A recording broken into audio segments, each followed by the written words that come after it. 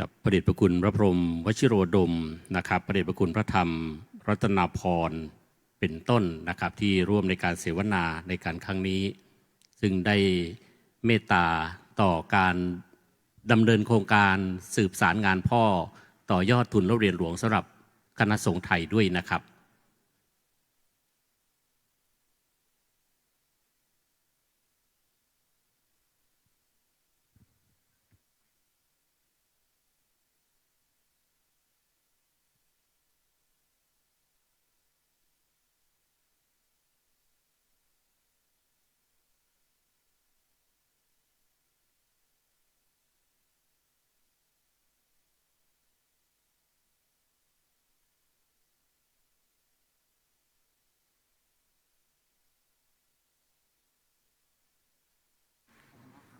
ขอโอกาสพระเดชพระคุณพระพรหมโมลีพระพรหมเสนาบดีท่านพระเถรานุเถระ เพื่อนสหธรรมิกทุกรูป ขอเจริญพรญาติโยมสาธุชนทุกท่าน 3 วันที่เรามาอยู่ด้วยกัน ได้แลกเปลี่ยนเรียนรู้ ทั้งบนเวทีนี้เวทีย่อยและที่โดมหรือเต็นท์แสดงกิจกรรมต่างๆก็นับว่าให้ความรู้ให้ประสบการณ์มากมายหลายรูปหลายท่านก็ถามว่าแล้ววันนี้บนเวทีจะมีอะไรมาเพิ่มเติมในเรื่องอะไรที่เขายังไม่รู้ผู้ฟังผู้ชมผู้ดูยังไม่รู้ทั้งที่ถ่ายทอดผ่านสื่อออกไปก็ขอทำความเข้าใจว่ารายการเสวนาบ่ายนี้จะมี2 คำที่1ก็คือการสืบสารงานพ่อคำที่2ก็คือต่อยอดทุนเล่าเรียนหลวงสำหรับพระสงฆ์ไทยคำว่าสืบสารมีความหมายว่าต่อเนื่องจากที่เคยทำมาโดยเฉพาะในเรื่องทุนเล่าเรียนหลวงสืบสารรักษานั่นแหละถ้าไปที่เต็นท์บูธเราจะเรียกว่านิทรรศการ exhibition ก็คือเล่าเรื่องอดีตมาจนถึงปัจจุบันคำที่2คือต่อยอดต่อเติมเสริมต่อเรียกในภาษาอังกฤษว่า exposition บางทีเราได้ยินพิธีกรที่นี่เรียกว่ามหกรรมมหกรรมมี2 ความหมายความหมายที่1งานใหญ่รวม8หน่วยที่รับหน้าที่ในการจัดการศึกษาปฏิบัติและเผยแผ่มาทำงานร่วมกันอย่างไม่เคยมีมาก่อนนี่ความหมายหนึ่งอีกความหมายหนึ่งมหกรรมในความหมายที่นอกจากรวมกันแล้วเกิดสิ่งใหม่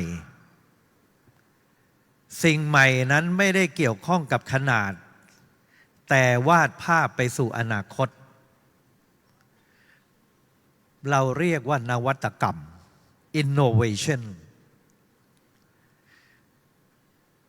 ต่อยอดคือนวัตกรรมจากที่เราสืบสารมาอันที่จริงการจัดงาน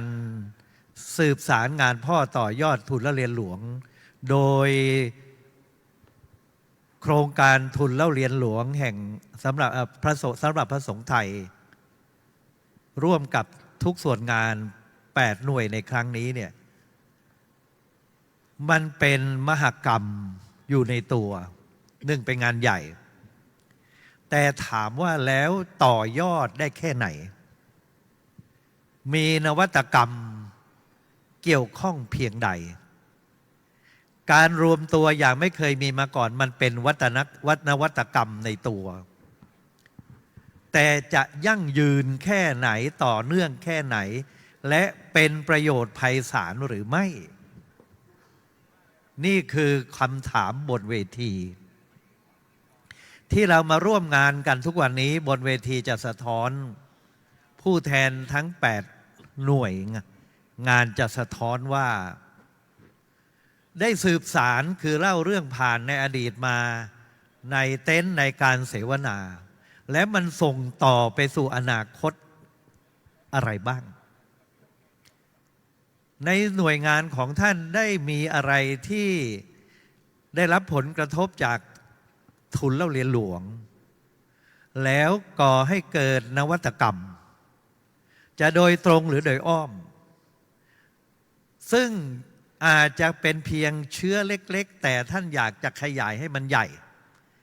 และนำมาเล่าสู่กันฟังบนเวทีนี้ และถ้าอยากจะรู้รายละเอียดไปดูที่เต็นท์ไหนอย่างไรหรือติดตามในเว็บใด เราก็จะได้วาดฝันในเรื่องของการต่อยอดมากกว่าสืบสารเพราะสืบสารฟังกันมา2 วันแล้ว เพราะฉะนั้นวันนี้เรามีผู้แทน8รูปด้วยกัน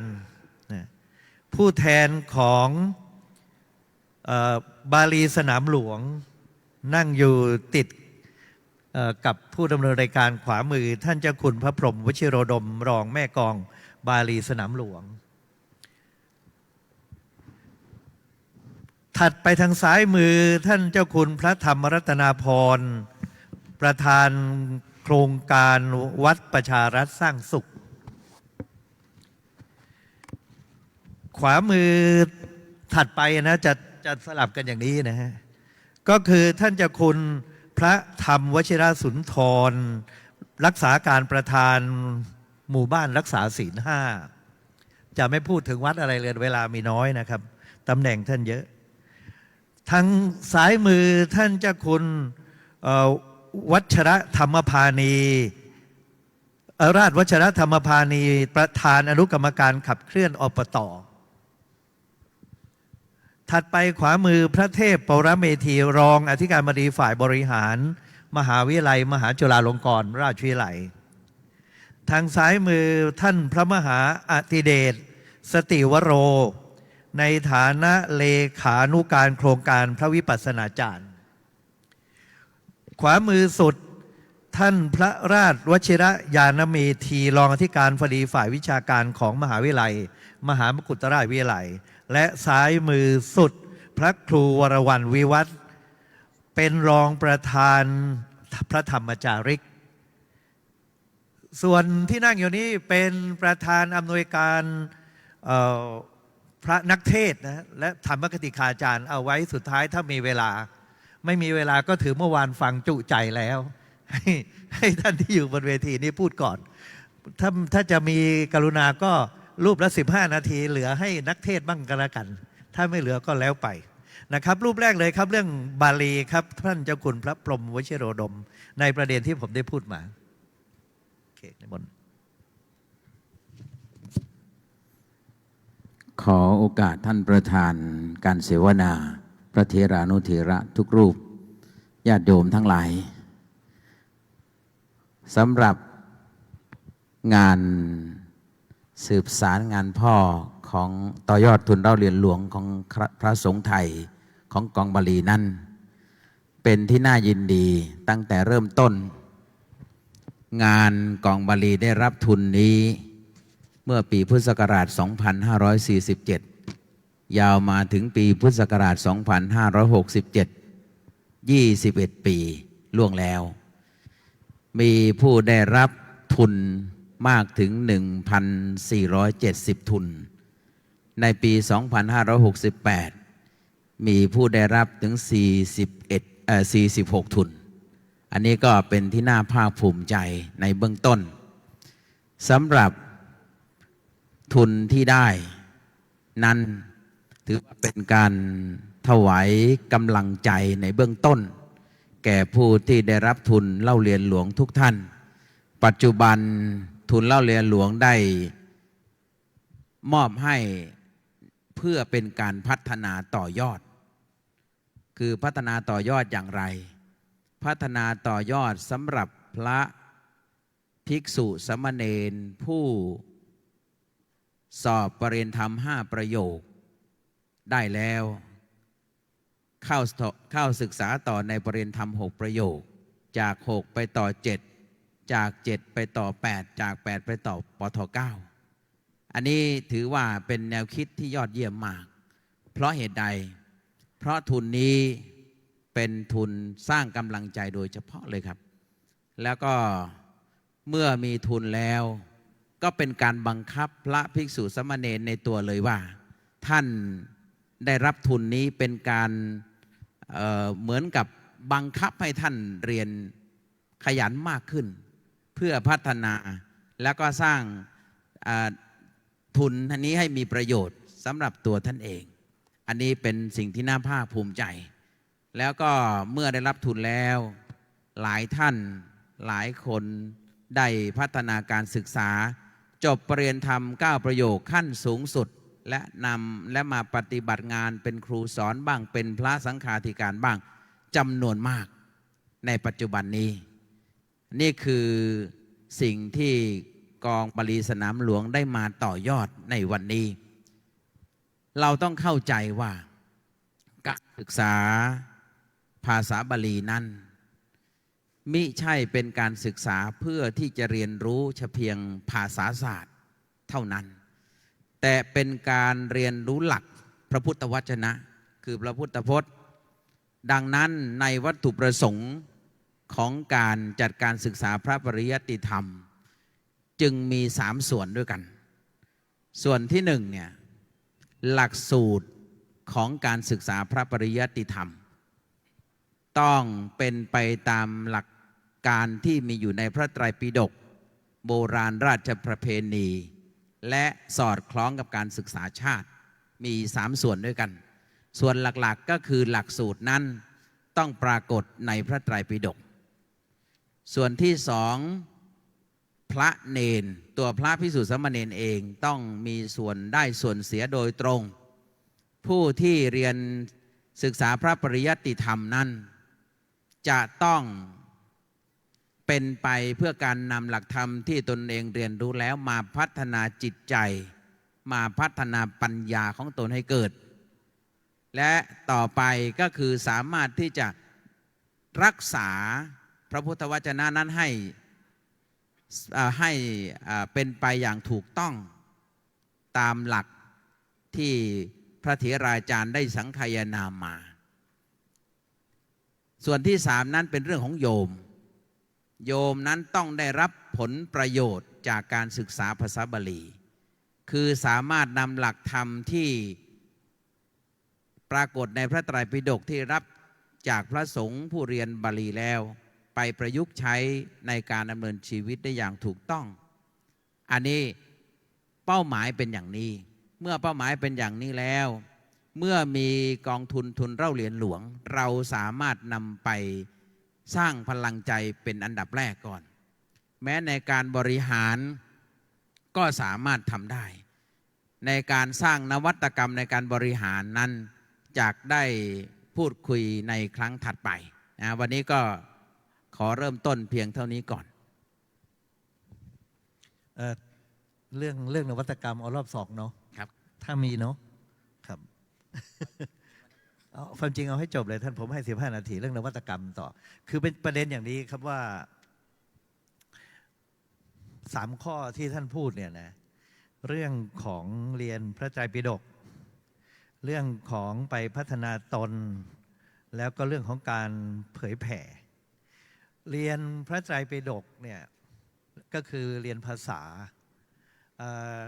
มีเอาเป็นว่าในวัดโมลีเนี่ยส่งเข้าสอบกันเยอะประโยค9ก็เยอะที่ได้ทุนแล้วเรียนหลวงก็เยอะทำไมถึงต่างจากสำนักเรียนอื่นก็คือสอบกันได้มากท่านมีวิธีการอย่างไรเป็นนวัตกรรมที่ต่างจากวัดอื่นในเรื่องนี้เรื่องที่1นะครับเรื่องที่2มีแรงจูงใจอะไรที่ไปสู่เป้าหมายในการศึกษาพระไตรปิฎกเพราะว่าบางทีมันก็จบแค่ภาษาในขณะที่สอนได้ส่งเสริม ให้อ่านพระไตรปิฎกหรือได้เห็นพระไตรปิฎกหรืออะไรเอาแค่สองประเด็นเนี่ยการนิมนต์ สำหรับเรื่องการสอบได้มากนะครับการสอบได้มากนี่ก็มันต้องรวมพลังนะการสอบได้มากไม่สามารถจะอาจารย์เก่งนักเรียนไม่เก่งนักเรียนเก่งอาจารย์ไม่เก่งไม่สามารถที่จะเป็นไปได้ เพราะนั้นมันต้องเป็นไปทั้งองค์คาพยพต้องรวมกันทั้ง3ส่วนเป็นหลักส่วนแรกก็คือเจ้าสำนักต้องบริหารอย่างใกล้ชิดบริหารอย่างจริงจังและจริงใจคำว่าบริหารอย่างจริงใจนั่นคือเอาใจไปบริหารนะใช้ใจในการพัฒนาคือเพิ่มพลังใจในการพัฒนาที่สำคัญก็คือต้องมีหัวบริหารว่าบริหารอย่างไรตรงไหนคือจุดอ่อนตรงไหนคือจุดแข็งตรงไหนคือโอกาสตรงไหนคืออุปสรรคอันนี้นะก็เป็นเรื่องของผู้บริหาร 1. เจ้าสำนักเรียน 2. ครูสอนนั้นถ้าเราจะสอนแบบเดิมๆเข้ามาในกระดานแล้วก็อ้าวแปลจบไปอันนี้ก็ไม่มีนวัตกรรมใหม่เกิดขึ้นเลยไม่มีนวัตกรรมเกิดขึ้นเลยเพราะฉะนั้นวิธีการสอนให้เกิดก็คือครูต้องเตรียมพร้อมในการสอนเตรียมพร้อมในการใช้เทคโนโลยีในการสอนการใช้เทคโนโลยีนี่สำคัญครับเพราะเด็กปัจจุบันนี้เขาไปไกลแล้วบางครั้งก็ไปไกลกว่าหลวงพ่อหลวงพี่ทั้งหลายแล้วดังนั้นการสอนบาลีเนี่ยมันเป็นของโบราณแต่ลักษณะและวิธีการสอนต้องปรับเปลี่ยนหนึ่งในเรื่องของการอธิบายก่อนเรียนต้องอธิบายขยายความและเป้าหมายของการเรียน 2. ใช้เทคโนโลยีในการนำเสนอเช่นอาจจะใช้โปรเจคเตอร์อาจจะใช้ PowerPoint ในการนำเสนอเพื่อความตื่นตาตื่นใจไม่ง่วงนอนนะวิธีการสอนของครูนี่สำคัญมากและครูนั้นไม่สอนเฉพาะในชั่วโมงนะถ้าอยากจะให้ประสบความสำเร็จในครูสอนเฉพาะในชั่วโมงก็ไม่ประสบความสำเร็จครูต้องมีหน้าที่ตรวจสอบเป็นมอนิเตอร์สำหรับนักเรียนดูว่านักเรียนคนไหนพัฒนาไปอย่างไรดูการพัฒนาติดตามประเมินผลชั้นของตนเองส่วนที่3ก็คือตัวนักเรียนปัจจุบันเราทั้งหลายที่เป็นนักเรียนบาลีนี้เข้าใจเลยว่าทำไมปัจจุบันโรงเรียนบาลีจึงไม่ประสบความสำเร็จเราจะอ้างว่าปัจจุบันมีพระเนนบวชน้อยมันก็น้อยทุกที่แหละครับสถาบันการศึกษาท่านไปดูเถอะโรงเรียนของเด็กๆจาก100เหลืออยู่30-40ปัจจุบันเนี่ยบางโรงก็เหลือ20ในมหาวิทยาลัยก็มีปัญหานะเพราะฉะนั้นมันน้อยทุกที่แต่สิ่งที่เราควรคำนึงก็คือน้อยแต่เราทำให้มันมีประโยชน์ทำให้จริงใจทำให้จริงจังนะและปัญหาของเราเกิดขึ้นสำหรับเด็กยุคใหม่นั่นคืออ่านหนังสือไม่ออกนะปัญหานี้ผมว่าทุกคนคงเข้าใจและรับทราบเมื่อเขาอ่านหนังสือไม่ออกมาสู่พระศาสนานี้เราต้องแก้ไขตัวนักเรียนนี้เป็นกลุ่มที่มีปัญหามากที่สุดนะเพราะฉะนั้นเมื่อมีปัญหามากที่สุดก็ต้องหาวิธีในการสร้างแรงจูงใจเขาเมื่อเขาสอบไม่ผ่านเราควรทำยังไงวิธีการแน่นอนเป็นนวัตกรรมแน่แต่ว่าวิธีการสร้างแรงจูงใจนั้นเป็นเรื่องของใจเป็นเรื่องของการสร้างพลังใจให้แก่เขาแน่นอนการศึกษาภาษาบาลีนั้นมีได้มีตกที่โบราณท่านบอกว่าได้สอบต่อตกสอบซ่อมท่านก็พูดแบบนี้มันเป็นวลีมานานแล้วแต่สำหรับคนสอบตกบางครั้งก็หมดกำลังใจเพราะฉะนั้นกลุ่มที่3เนี่ยจึงเป็นกลุ่มสำคัญที่จะพัฒนาให้นักเรียนสอบผ่านมากตราบใดที่เราพัฒนานักเรียนยังไม่ดีโอกาสสอบผ่านก็น้อยลงทุกทีครับแม้ครูจะเก่งเพียงใดก็ตามเพราะนั้นบุคคลกลุ่มที่3นี้เป็นบุคคลที่ต้องโอบอุ้มทั้งครูทั้งเจ้าวาดทั้งผู้ช่วย ช่วยกันดูแลครับ ตอนนี้ครับขอบคุณครับ เดี๋ยวถ้ามีเวลาจะถามเพิ่มนะครับ ขอไปรูปต่อไปผมจะพูดตามช่วงเวลาของการให้ทุนเริ่มต้นเนี่ยมันจะมีฝ่ายจัดการศึกษา3หน่วยคือบาลีตั้งแต่ 2547 แล้วก็มหาวิทยาลัยสงฆ์ทั้งสองแห่ง ก็ได้รับในปีเดียวกันนับมาก็ปัจจุบันก็ 20-21 ปี ก็คือมหาวิทยาลัยมหาจุฬาลงกรณวิทยาลัยมหาวิทยาลัยมหามกุฏราชวิทยาลัยหลังจากนั้นฝ่ายปฏิบัติก็คือกรรมฐานก็จะได้รับทุนฝ่ายเผยแผ่ก็จะได้รับทุนต่อมาเพราะฉะนั้นจะพูดตามลำดับเวลาที่ได้รับทุนเพราะมีเวลาในการที่จะพัฒนานิสิตนักศึกษาและเกิดนวัตกรรมอะไรต่างๆที่จะแลกเปลี่ยนอันแรกขอฟังจากมหาวิทยาลัยมหาจุฬาลงกรณราชวิทยาลัยนะครับทั้งในเรื่องที่สืบสารมาเมื่อได้รับทุนและในปัจจุบันนั้นมีอะไรที่เป็นสิ่งใหม่ในการผลิตบัณฑิตวิจัยบริการวิชาการแก่สังคมและทนุบำรุงศิลปวัฒนธรรมทั้งในมหาจุฬาและก็มหามกุฏมจรและมบรเขาฟังทางมจรก่อนครับสัก15 นาทีพระเทพปรเมธีครับรองฝ่ายบริหารครับมหาจุฬาขอโอกาสและขอถวายความเคารพพระเดชพระคุณพระบรมบัณฑิตประธานในการดำเนินการเสวนาพระเดชพระคุณพระพรหมโมลีพระเดชพระคุณพระพรหมเสนาบดีเป็นต้นท่านพระเถรานุเถระที่อยู่บนเวทีนี้และที่อยู่ด้านล่างทุกรูปขอเจริญพรท่านผู้บริหารสำนักงานพุทธศาสนาแห่งชาติมีท่านบุญเชิดกิติธรางกูลเป็นต้นขอสไลด์มจรหน่อยสไลด์มจรในฐานะที่ได้รับมอบหมายจากพระเดชพระคุณพระพรหมบัณฑิตในขณะที่ดำรงตำแหน่งเป็นอธิการบดีให้เป็นผู้แลกเปลี่ยนเรียนรู้กับผู้แทนของกองทุนเล่าเรียนหลวงก็จะขอพูดใน3ประเด็นเพื่อฉายภาพรวมให้เห็นถึงบทบาทของมหาวิทยาลัยมหาจุฬาลงกรณราชวิทยาลัยซึ่งก็รวมถึงมหาวิทยาลัยมหามกุฏราชวิทยาลัยในฐานะประธานคณะอนุกรรมการกองทุนระดับอุดมศึกษาก็ฉายภาพรวมของมหาจุฬาเป็นเบื้องต้นแล้วก็ต่อด้วยโครงการทุนเล่าเรียนหลวงสำหรับพระสงฆ์ไทยแล้วก็ต่อด้วยผลผลิตที่เป็นเชิงนวัตกรรมตามที่พระเดชพระคุณองค์ประธานได้ตั้งหัวข้อประเด็นไว้ก็เริ่มจากมหาวิทยาลัยมหาจุฬาลงกรณราชวิทยาลัยโดยมหาวิทยาลัยนั้นมีวิสัยทัศน์ก็คือเป็นมหาวิทยาลัยใจการศึกษาพระพุทธศาสนาบูรณาการกับศาสตร์สมัยใหม่และสร้างพุทธนวัตกรรมเพื่อพัฒนาจิตใจและสังคมนี่เป็นวิสัยทัศน์ของมจร.ในยุคปัจจุบัน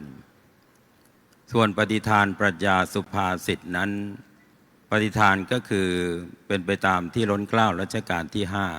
5พระองค์ผู้สถาปนามหาวิทยาลัยมหาจุฬาลงกรณราชวิทยาลัยตั้งแต่ปี 2430 เป็นต้นมาทรงมีพระราชปณิธานก็คือให้เป็นสถานศึกษาพระไตรปิฎกและวิชาชั้นสูงสำหรับพระภิกษุสามเณรและคฤหัสถ์ทั่วไปส่วนปรัชญาในการศึกษาก็คือการจัดการศึกษาพุทธศาสนาบูรณาการกับศาสตร์สมัยใหม่เพื่อพัฒนาจิตใจและสังคมโดยมีสุภาษิตประจำมหาวิทยาลัยก็คือปัญญาโลกัสสมิปัชโชโตปัญญาเป็นแสงสว่างในโลกส่วนวิวัฒนาการโดยย่อของมจร.เนี่ยตั้งแต่ปีพ.ศ. 2430 ถึงปัจจุบันเนี่ยรวม138 ปีก็มีพัฒนาการมาตามลำดับดังนี้โดยสังเขปโดยแบ่งมจร.ออกเป็น5ยุคมจร.ยุคที่1ก็เรียกว่ายุควิทยาลัยตั้งแต่ 2430 จนถึง 2489 พ ระบาทสมเด็จพระจุลจอมเกล้าเจ้าอยู่หัวรัชกาลรัชกาลที่ 5 ทรงสถาปนามหาธาตุวิทยาลัยขึ้นที่วัดมหาธาตุยุวราชรังสฤษฎ์และต่อมาเปลี่ยนนามมหาธาตุวิทยาลัยเมื่อปี 2439 เป็นมหาจุฬาลงกรณราชวิทยาลัยซึ่งเป็นพระนามของพระองค์นี่เป็นยุคที่ 1ยุคที่ 2เป็นยุคมหาวิทยาลัยสงฆ์มหาจุฬาได้เริ่มจัดการศึกษาอย่างเป็นระบบเป็นรูปธรรมเป็นระดับอุดมศึกษาตั้งแต่ปี 2490 เป็นต้นมา โดยจัดการศึกษาระดับอุดมศึกษาอย่างเป็นระบบแล้วก็นอกจากนี้คณะสงฆ์เนี่ยยังรับรองการศึกษาของมหาจุฬารวมทั้งมหามกุฏเนี่ยเป็นการศึกษาสงฆ์และต่อมาก็รับรองวิทยาฐานะของมหาวิทยาลัยสงฆ์2 แห่งเนี่ยตามเขาเรียกว่ารับรองวิทยาฐานะหลักสูตรพุทธศาสตร์บัณฑิตและศาสนศาสตร์บัณฑิตตอนนั้นยังไม่มีกฎหมายรองรับเป็นลายลักษณ์อักษรนี้เรียกว่ายุคมหาวิทยาลัยสงฆ์พอมาถึงยุคที่ 3เป็นมหาวิทยาลัยในกำกับรัฐหรือมหาวิทยาลัยของรัฐตั้งแต่ปี 2540 เป็นต้นมารัฐบาลได้ตราพระราชบัญญัติมหาวิทยาลัยมหาจุฬาลงกรณราชวิทยาลัยพ.ศ. 2540ในสมัยของพระท่านพลเอกชวลิตยงใจยุทธเป็นนายกรัฐมนตรีแต่ว่าก่อนหน้านั้นมหาวิทยาลัยสงฆ์2 แห่งก็พยายามที่เสนอกฎหมายแต่ว่ามาผ่านในยุคนี้เรียกว่าเป็นยุคมหาวิทยาลัยของรัฐต่อมามจร.ยุค 4ก็คือเป็นมหาวิทยาลัยนานาชาติตั้งแต่ปี 2551 เป็นต้นมาเนี่ยได้ให้กำเนิดเขาเรียกว่าวิสัยทัศน์และปรัชญาโดยพระเดชพระคุณพระพรหมบัณฑิตในฐานะที่การบดีในขณะนั้นเนี่ยได้กำหนดว่ามหาจุฬาเนี่ยจะเป็นศูนย์กลางการศึกษาพุทธศาสนาบูรณาการกับศาสตร์สมัยใหม่เพื่อพัฒนาจิตใจและสังคมและต่อมาเมื่อจะเป็นศูนย์กลางการศึกษาพุทธศาสนาของโลกเนี่ยพระเดชพระคุณก็กำหนดตั้งหน่วยงานขึ้นมารองรับเริ่มต้นก็คือสถาบันภาษาเพื่อมาพัฒนาบุคลากรของมหาวิทยาลัยสงฆ์รวมทั้งนิสิตนักศึกษาให้มาศึกษาด้านภาษาให้สามารถสื่อกับชาวต่างชาติได้เพราะว่ามหาวิทยาลัยได้รับมอบหมายให้เป็นหน่วยงานจัดการประชุมนานาชาติตั้งแต่วิสาขบูชาและด้านอื่นๆต่อจากนั้นก็ตั้งหน่วยงานอีก3 หน่วยงานก็คือตั้ง IBSC ก็คือวิทยาลัยพุทธศาสตร์นานาชาติตั้งศูนย์อาเซียนศึกษาและวิทยาลัยพระธรรมทูตไปพร้อมๆกันเพื่อยกระดับมหาวิทยาลัยมหาจุฬาลงกรณราชวิทยาลัยให้เป็นมหาวิทยาลัยพระพุทธศาสนาระดับนานาชาตินี่เป็นยุค 4ส่วนยุคที่ 5มจร.ยุคที่ 5ก็คือมหาวิทยาลัยพุทธนวัตกรรมตั้งแต่ปี 2565 เป็นต้นมาจนถึงปัจจุบันเพราะฉะนั้นในวิสัยทัศน์จึงได้ระบุไว้ว่ามหาวิทยาลัยที่จัดการศึกษาพุทธศาสนาบูรณาการกับศาสตร์สมัยใหม่และสร้างพุทธนวัตกรรมเพื่อพัฒนาจิตใจและสังคมนี่เป็นวิสัยทัศน์ด้วยของมหาวิทยาลัยนี่คือมจร.ยุค 5ส่วนพันธกิจของมหาวิทยาลัยมี5 ด้านโดยปกติแล้วพันธกิจของมหาวิทยาลัยทั่วไปจะมี4 ด้านแต่ว่าของมหาจุฬานะมี5 ด้านมี5 ด้านเพราะอะไรเดี๋ยวติดตามต่อไป4 ด้านก็คือผลิตบัณฑิตให้มีคุณภาพเหมือนทั่วไป2วิจัยและพัฒนา3ส่งเสริมพุทธศาสนาและบริการวิชาการแก่สังคมและ4การทำนุบำรุงศิลปะวัฒนธรรมส่วนด้านที่5ก็คือพัฒนาระบบการบริหารจัดการตามหลักธรรมาภิบาลเพราะว่ามหาจุฬาและมหามกุฏเนี่ยมีส่วนงานในกำกับทั้งส่วนกลางวิทยาเขตวิทยาลัยสงฆ์อยู่ทั่วประเทศจึงใช้ระบบธรรมาภิบาลมาช่วยในการบริหารจัดการหลักธรรมาภิบาลก็คือเปิดโอกาสให้ทุกภาคส่วนมีส่วนร่วมพัฒนาก็คือแบบโปร่งใสตรวจสอบได้แล้วก็ดำเนินการตามระบบระเบียบกฎเกณฑ์ต่างๆที่มหาวิทยาลัยกำหนดไว้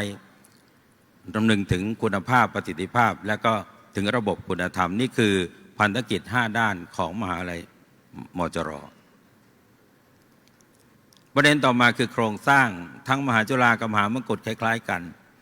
โครงสร้างระดับสูงก็คือสภามหาวิทยาลัย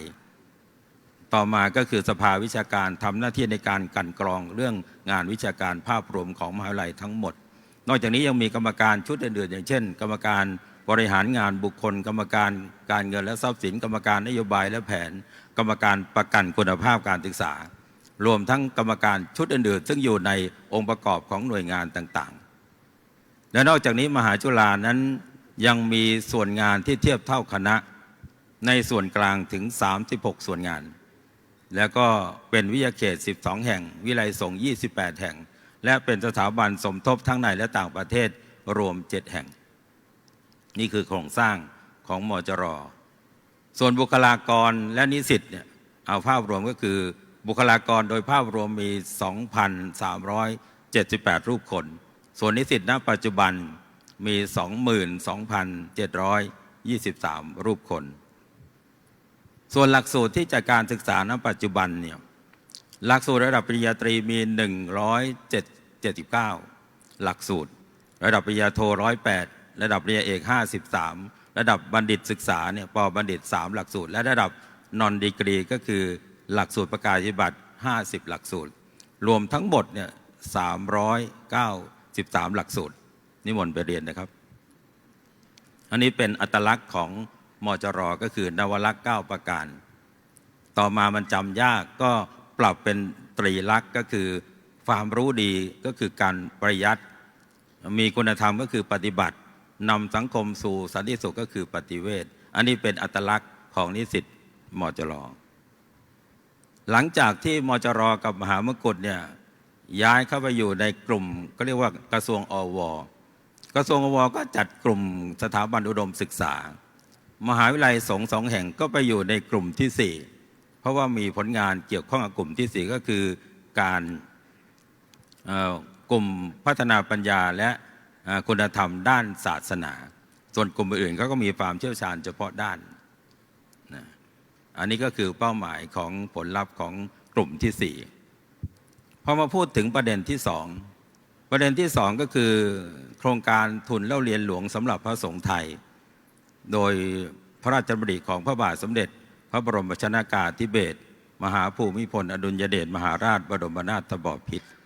ได้เริ่มตั้งโครงการขึ้นเมื่อวันที่5กุมภาพันธ์2547และได้ประทานทุนเล่าเรียนหลวงเป็นประเดิมเมื่อวันที่20พฤษภาคม2547โดยมีวัตถุประสงค์สำคัญ2เรื่อง1ก็คือพัฒนาเรื่องการศึกษาพุทธธรรมขั้นสูงและ2ก็คือการสร้างกา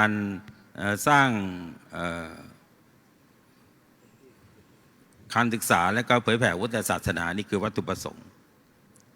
นี่คือระยะที่1ที่มจร.ได้รับทุนเล่าเรียนหลวง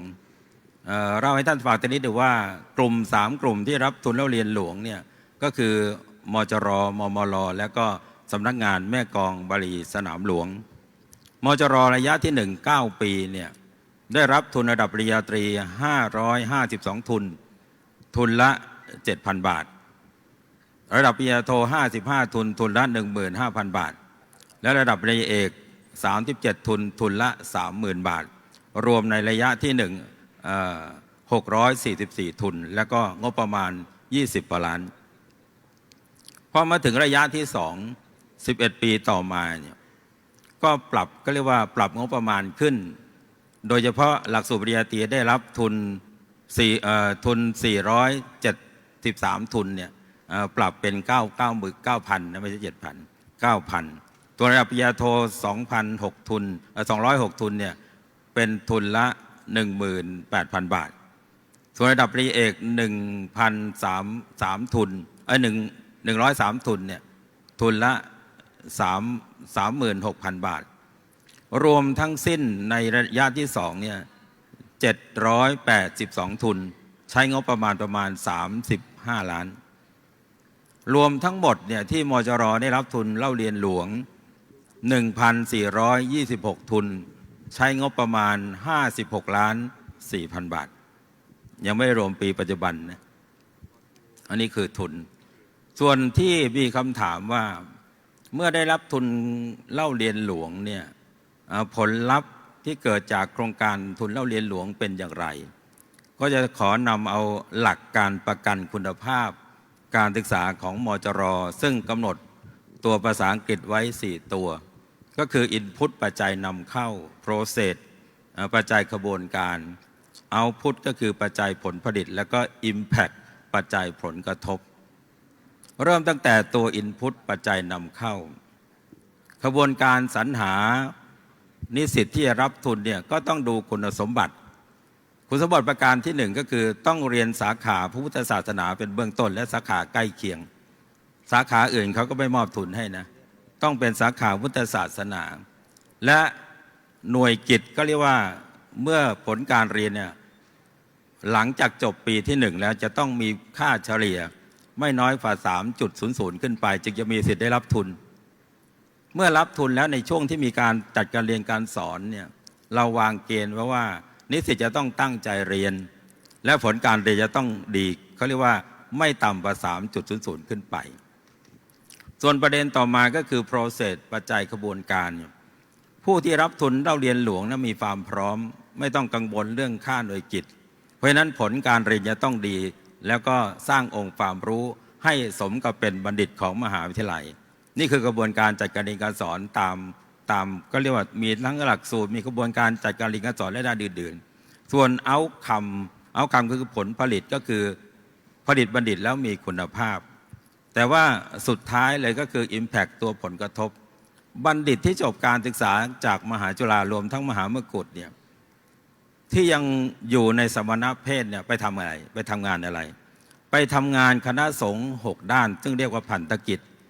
บางรูปไปเป็นเจ้าคณะผู้ปกครองเป็นเจ้าวาดเป็นเจ้าคณะผู้ปกครองเป็นถึงกรรมการมหาเถรสมาคมก็มี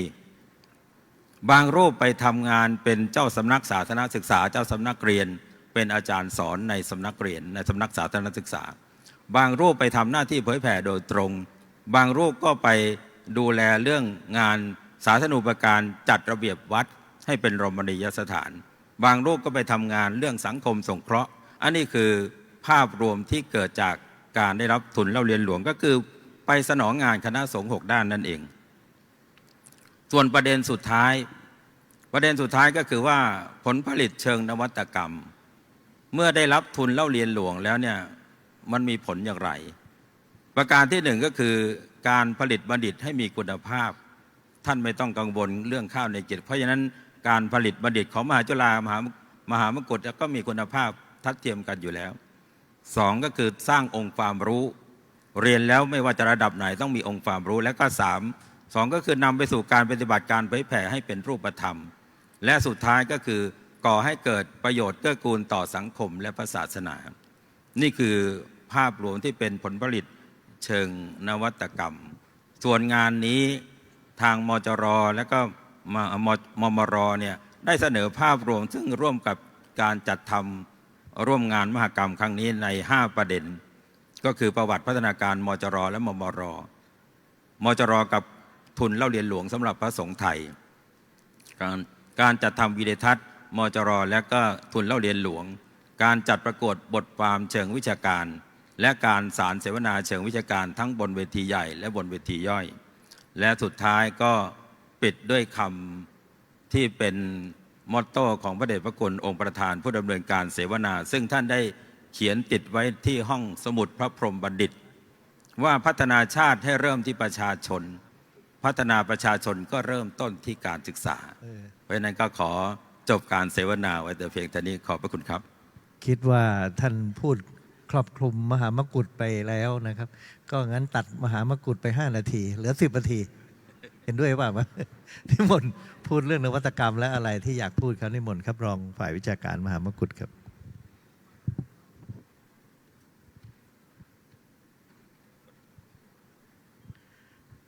กับขอโอกาสพระเดชพระคุณพระเดชพระคุณพระพรหมบัณฑิตองค์ประธานผู้ดำเนินการเสวนากับขอโอกาสพระเดชพระคุณหลวงพ่อพระพรหมเสนาบดีพระเดชพระคุณหลวงพ่อพระพรหมโมลีพระเถรานุเถระขอเจริญพรท่านพุทธศาสนิกชนสาธุชนทุกท่านครับ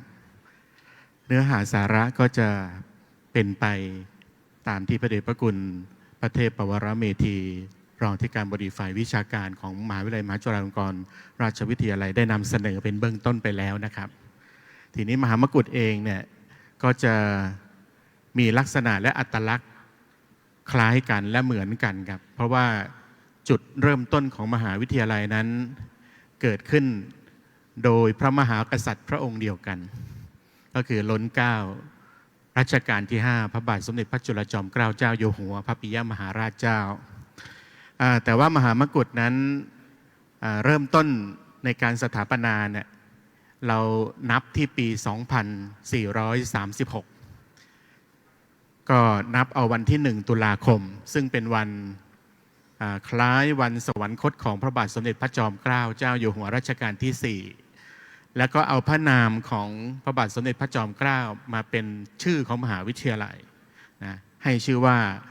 มหามกุฏราชวิทยาลัยแล้วก็นับยุคว่าเป็นยุคที่1นะก็คือเป็นยุควิทยาลัยโดยที่มีปณิธานก็คล้ายกันก็คือเพื่อเป็นการส่งเสริมให้เกิดการศึกษาพระไตรปิฎกแล้วก็ศึกษาพระปริยัติธรรมและที่สำคัญศึกษาความรู้อันเป็นเกียรติภูมิของชาติและก็ศึกษาความรู้ที่เป็นนานาชาติด้วยและข้อที่สำคัญนะครับที่ไม่ละเลยจุดประสงค์ของการสร้างมหาวิทยาลัยก็คือเพื่อเป็นการเผยแผ่พระพุทธศาสนาครับส่งเสริมให้พระมีความรู้ทั้งของพระธรรมวินัยคือทั้งของตนเองอย่างดีแล้วก็ให้ศึกษาความรู้ซึ่งเป็นของ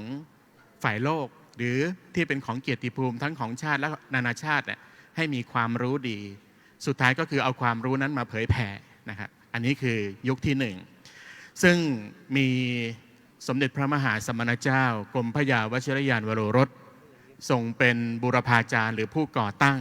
นะร่วมกับพระบาทสมเด็จพระจุลจอมเกล้านะครับเป็นผู้ขับเคลื่อนก็คือในนามของนายกกรรมการมหาวิทยาลัยนะสภาการศึกษามหาวิทยาลัยนะครับจากนั้นก็เป็นยุคต่อมาก็คือเป็นยุคที่เป็นมหาวิทยาลัยพระพุทธศาสนาเรียกว่าเป็นยุคที่2ก็คือเริ่มต้นที่ปี 2489 ครับ 2489 ก็เริ่มต้นที่วัดบวรถ้าเป็นมหาจุฬาก็เริ่มต้นที่วัดมหาธาตุซึ่งเปิดปี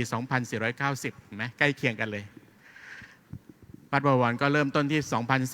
2489 ก็เลขาธิการมหาวิทยาลัยนะเลขาธิการสภาการศึกษาท่านแรกก็คือพระศรีวิสุทธิยานหรือที่เรารู้จักกันในนามอาจารย์สุชีพปุญญานุภาพภายหลังท่านลาสิกขาไปที่มหามกุฏเองก็มีหอประชุมสุชีพปุญญานุภาพเพื่อเป็นการถวายเกียรติให้กับท่านในฐานะเป็นเลขาธิการรูปแรกหรือถ้าเทียบก็คือเป็นอธิการบดีรูปแรกนะในการบริหารมหาวิทยาลัยยุคที่2บัณฑิตที่เด่นๆนะครับที่เป็นในยุคเริ่มต้นเนี่ยเราก็อาจจะ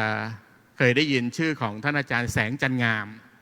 ศาสตราจารย์แสงจันงามนั้นเป็นผู้ที่ประพันธ์นวนิยายอมตะเรื่องหนึ่งที่พวกเรารู้ก็คือลีลาวดีเลวัตตะ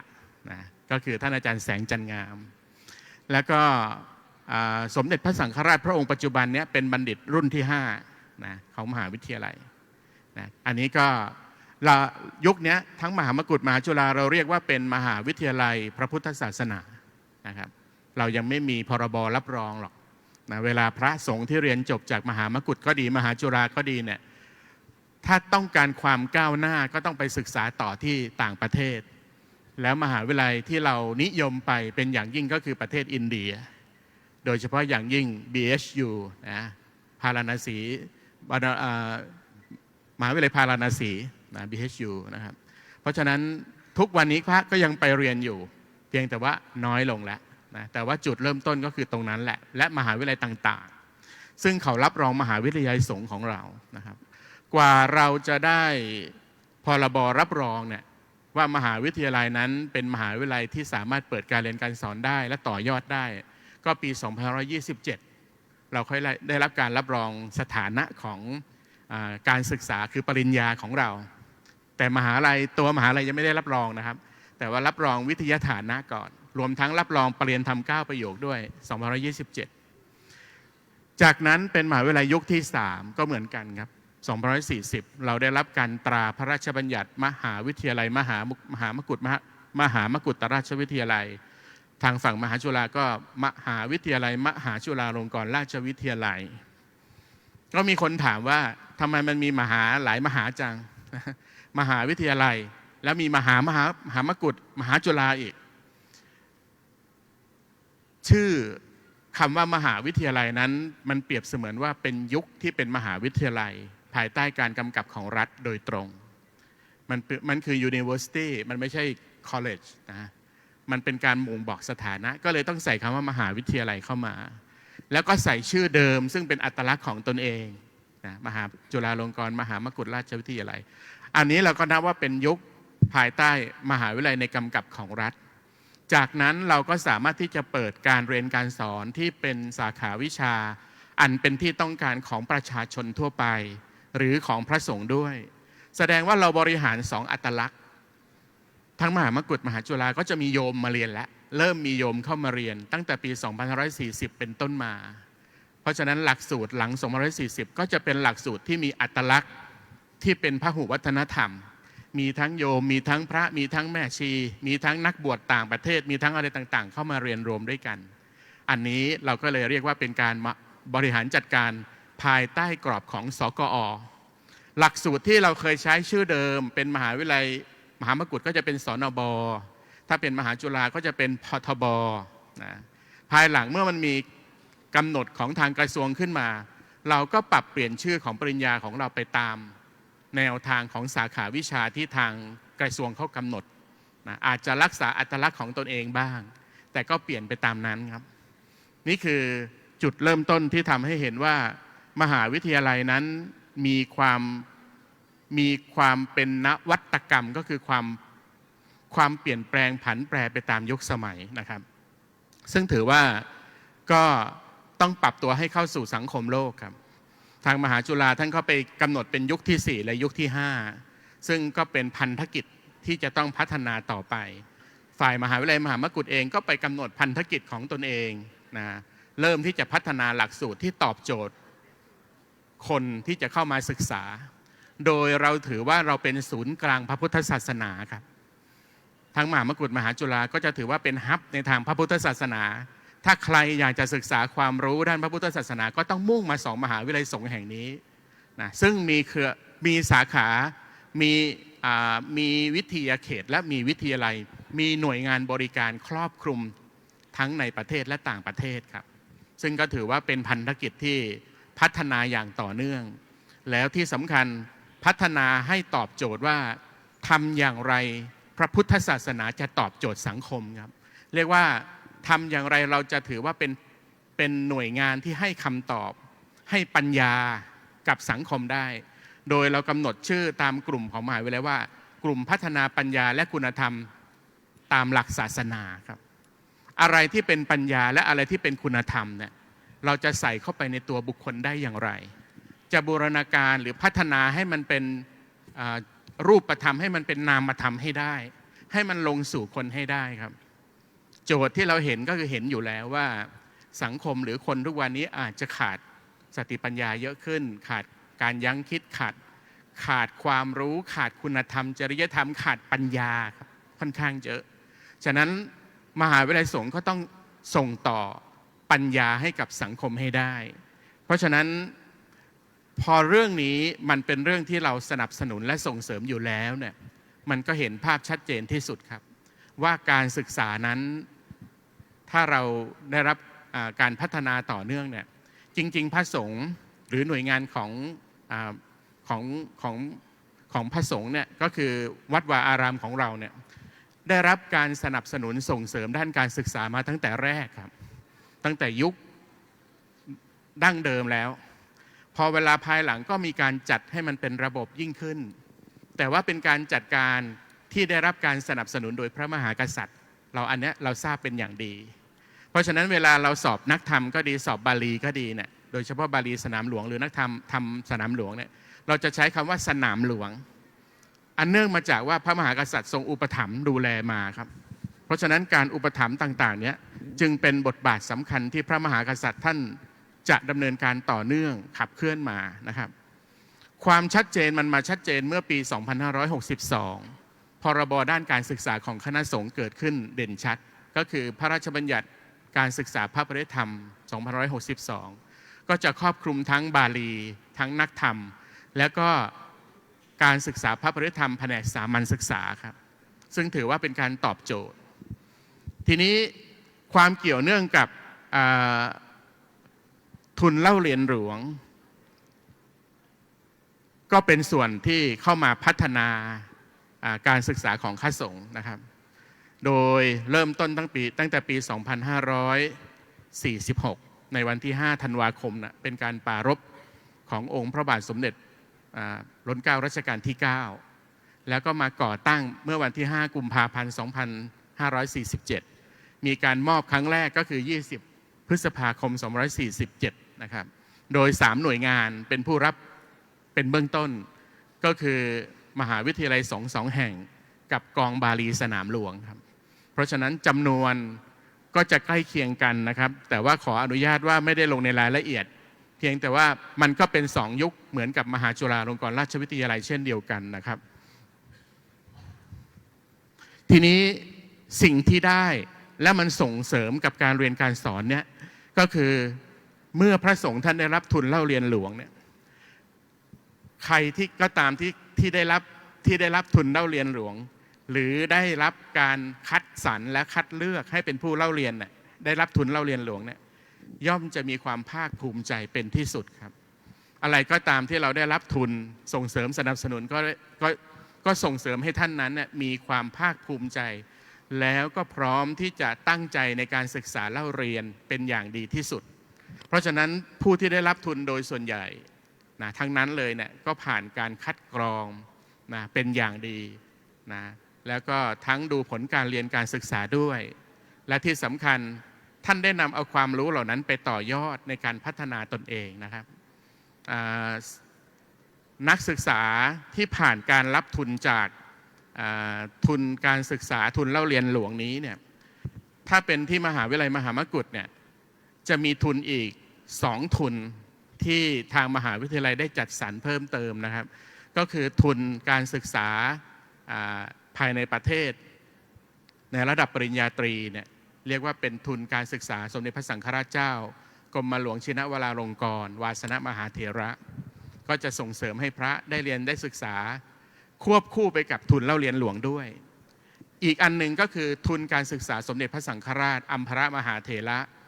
ที่รับเอาพระที่ท่านเรียนเนี้ย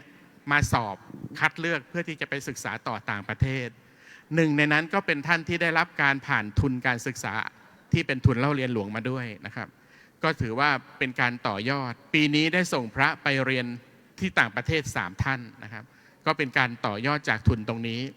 ถือว่าเป็นความสำเร็จว่าพระที่ผ่านการศึกษาเล่าเรียนจากทุนเล่าเรียนหลวงล้วนแต่เป็นพระที่ปฏิบัติดีปฏิบัติชอบแล้วก็ใส่ใจในการศึกษาเล่าเรียนและที่สำคัญนำเอาผลการเรียนนั้นไปต่อยอดพัฒนาตนเองจึงถือว่าผู้ที่ได้รับทุนท่านก็มีความภาคภูมิใจนั่นแหละแต่ที่สำคัญก็คือต่อยอดจากสิ่งที่ได้รับต่อเนื่องไปอันถือว่าเป็นแนวทางที่สำคัญเราเองก็อยากจะได้ศาสนทายาทที่สำคัญนะครับที่ท่านได้หล่อหลอมได้มีการฝึกฝนได้มีการอบรมพัฒนาตนเองต่อเนื่องไปจนกระทั่งพัฒนาตนเองไปและที่สำคัญเราเองก็จะได้อาศัยบุคลากรที่เป็นศาสนทายาทที่ได้รับทุนการศึกษาเหล่านี้แหละมาเป็นผู้ต่อยอดพระศาสนามาเป็นผู้ที่เป็นศาสนทายาทในการขับเคลื่อนพระศาสนาของเราต่อไปอันนี้ก็ถือว่าเป็นบทบาทสำคัญครับผมครับ3 หน่วยแรกเป็นฝ่ายทุนการศึกษาอันดับที่ 4ที่ได้รับทุนเล่าเรียนหลวงเป็นฝ่ายปฏิบัติคือกรรมฐานแต่เป็นกรรมฐานเพื่อไปสอนเราเรียกว่าวิปัสสนาจารย์อาจารย์ที่ไปสอนวิปัสสนาแต่ว่าตัวเองต้องปฏิบัติด้วยฉะนั้นหน่วยที่ 4ก็คือฝ่ายวิปัสสนานะครับวิปัสสนาจารย์ ผมเข้าใจว่าวิปัสสนาจะพูดไม่มากครับ เพราะว่าใช้ปฏิบัติ ขอนิมนต์สัก10 นาทีครับท่านมหาธิเดชครับ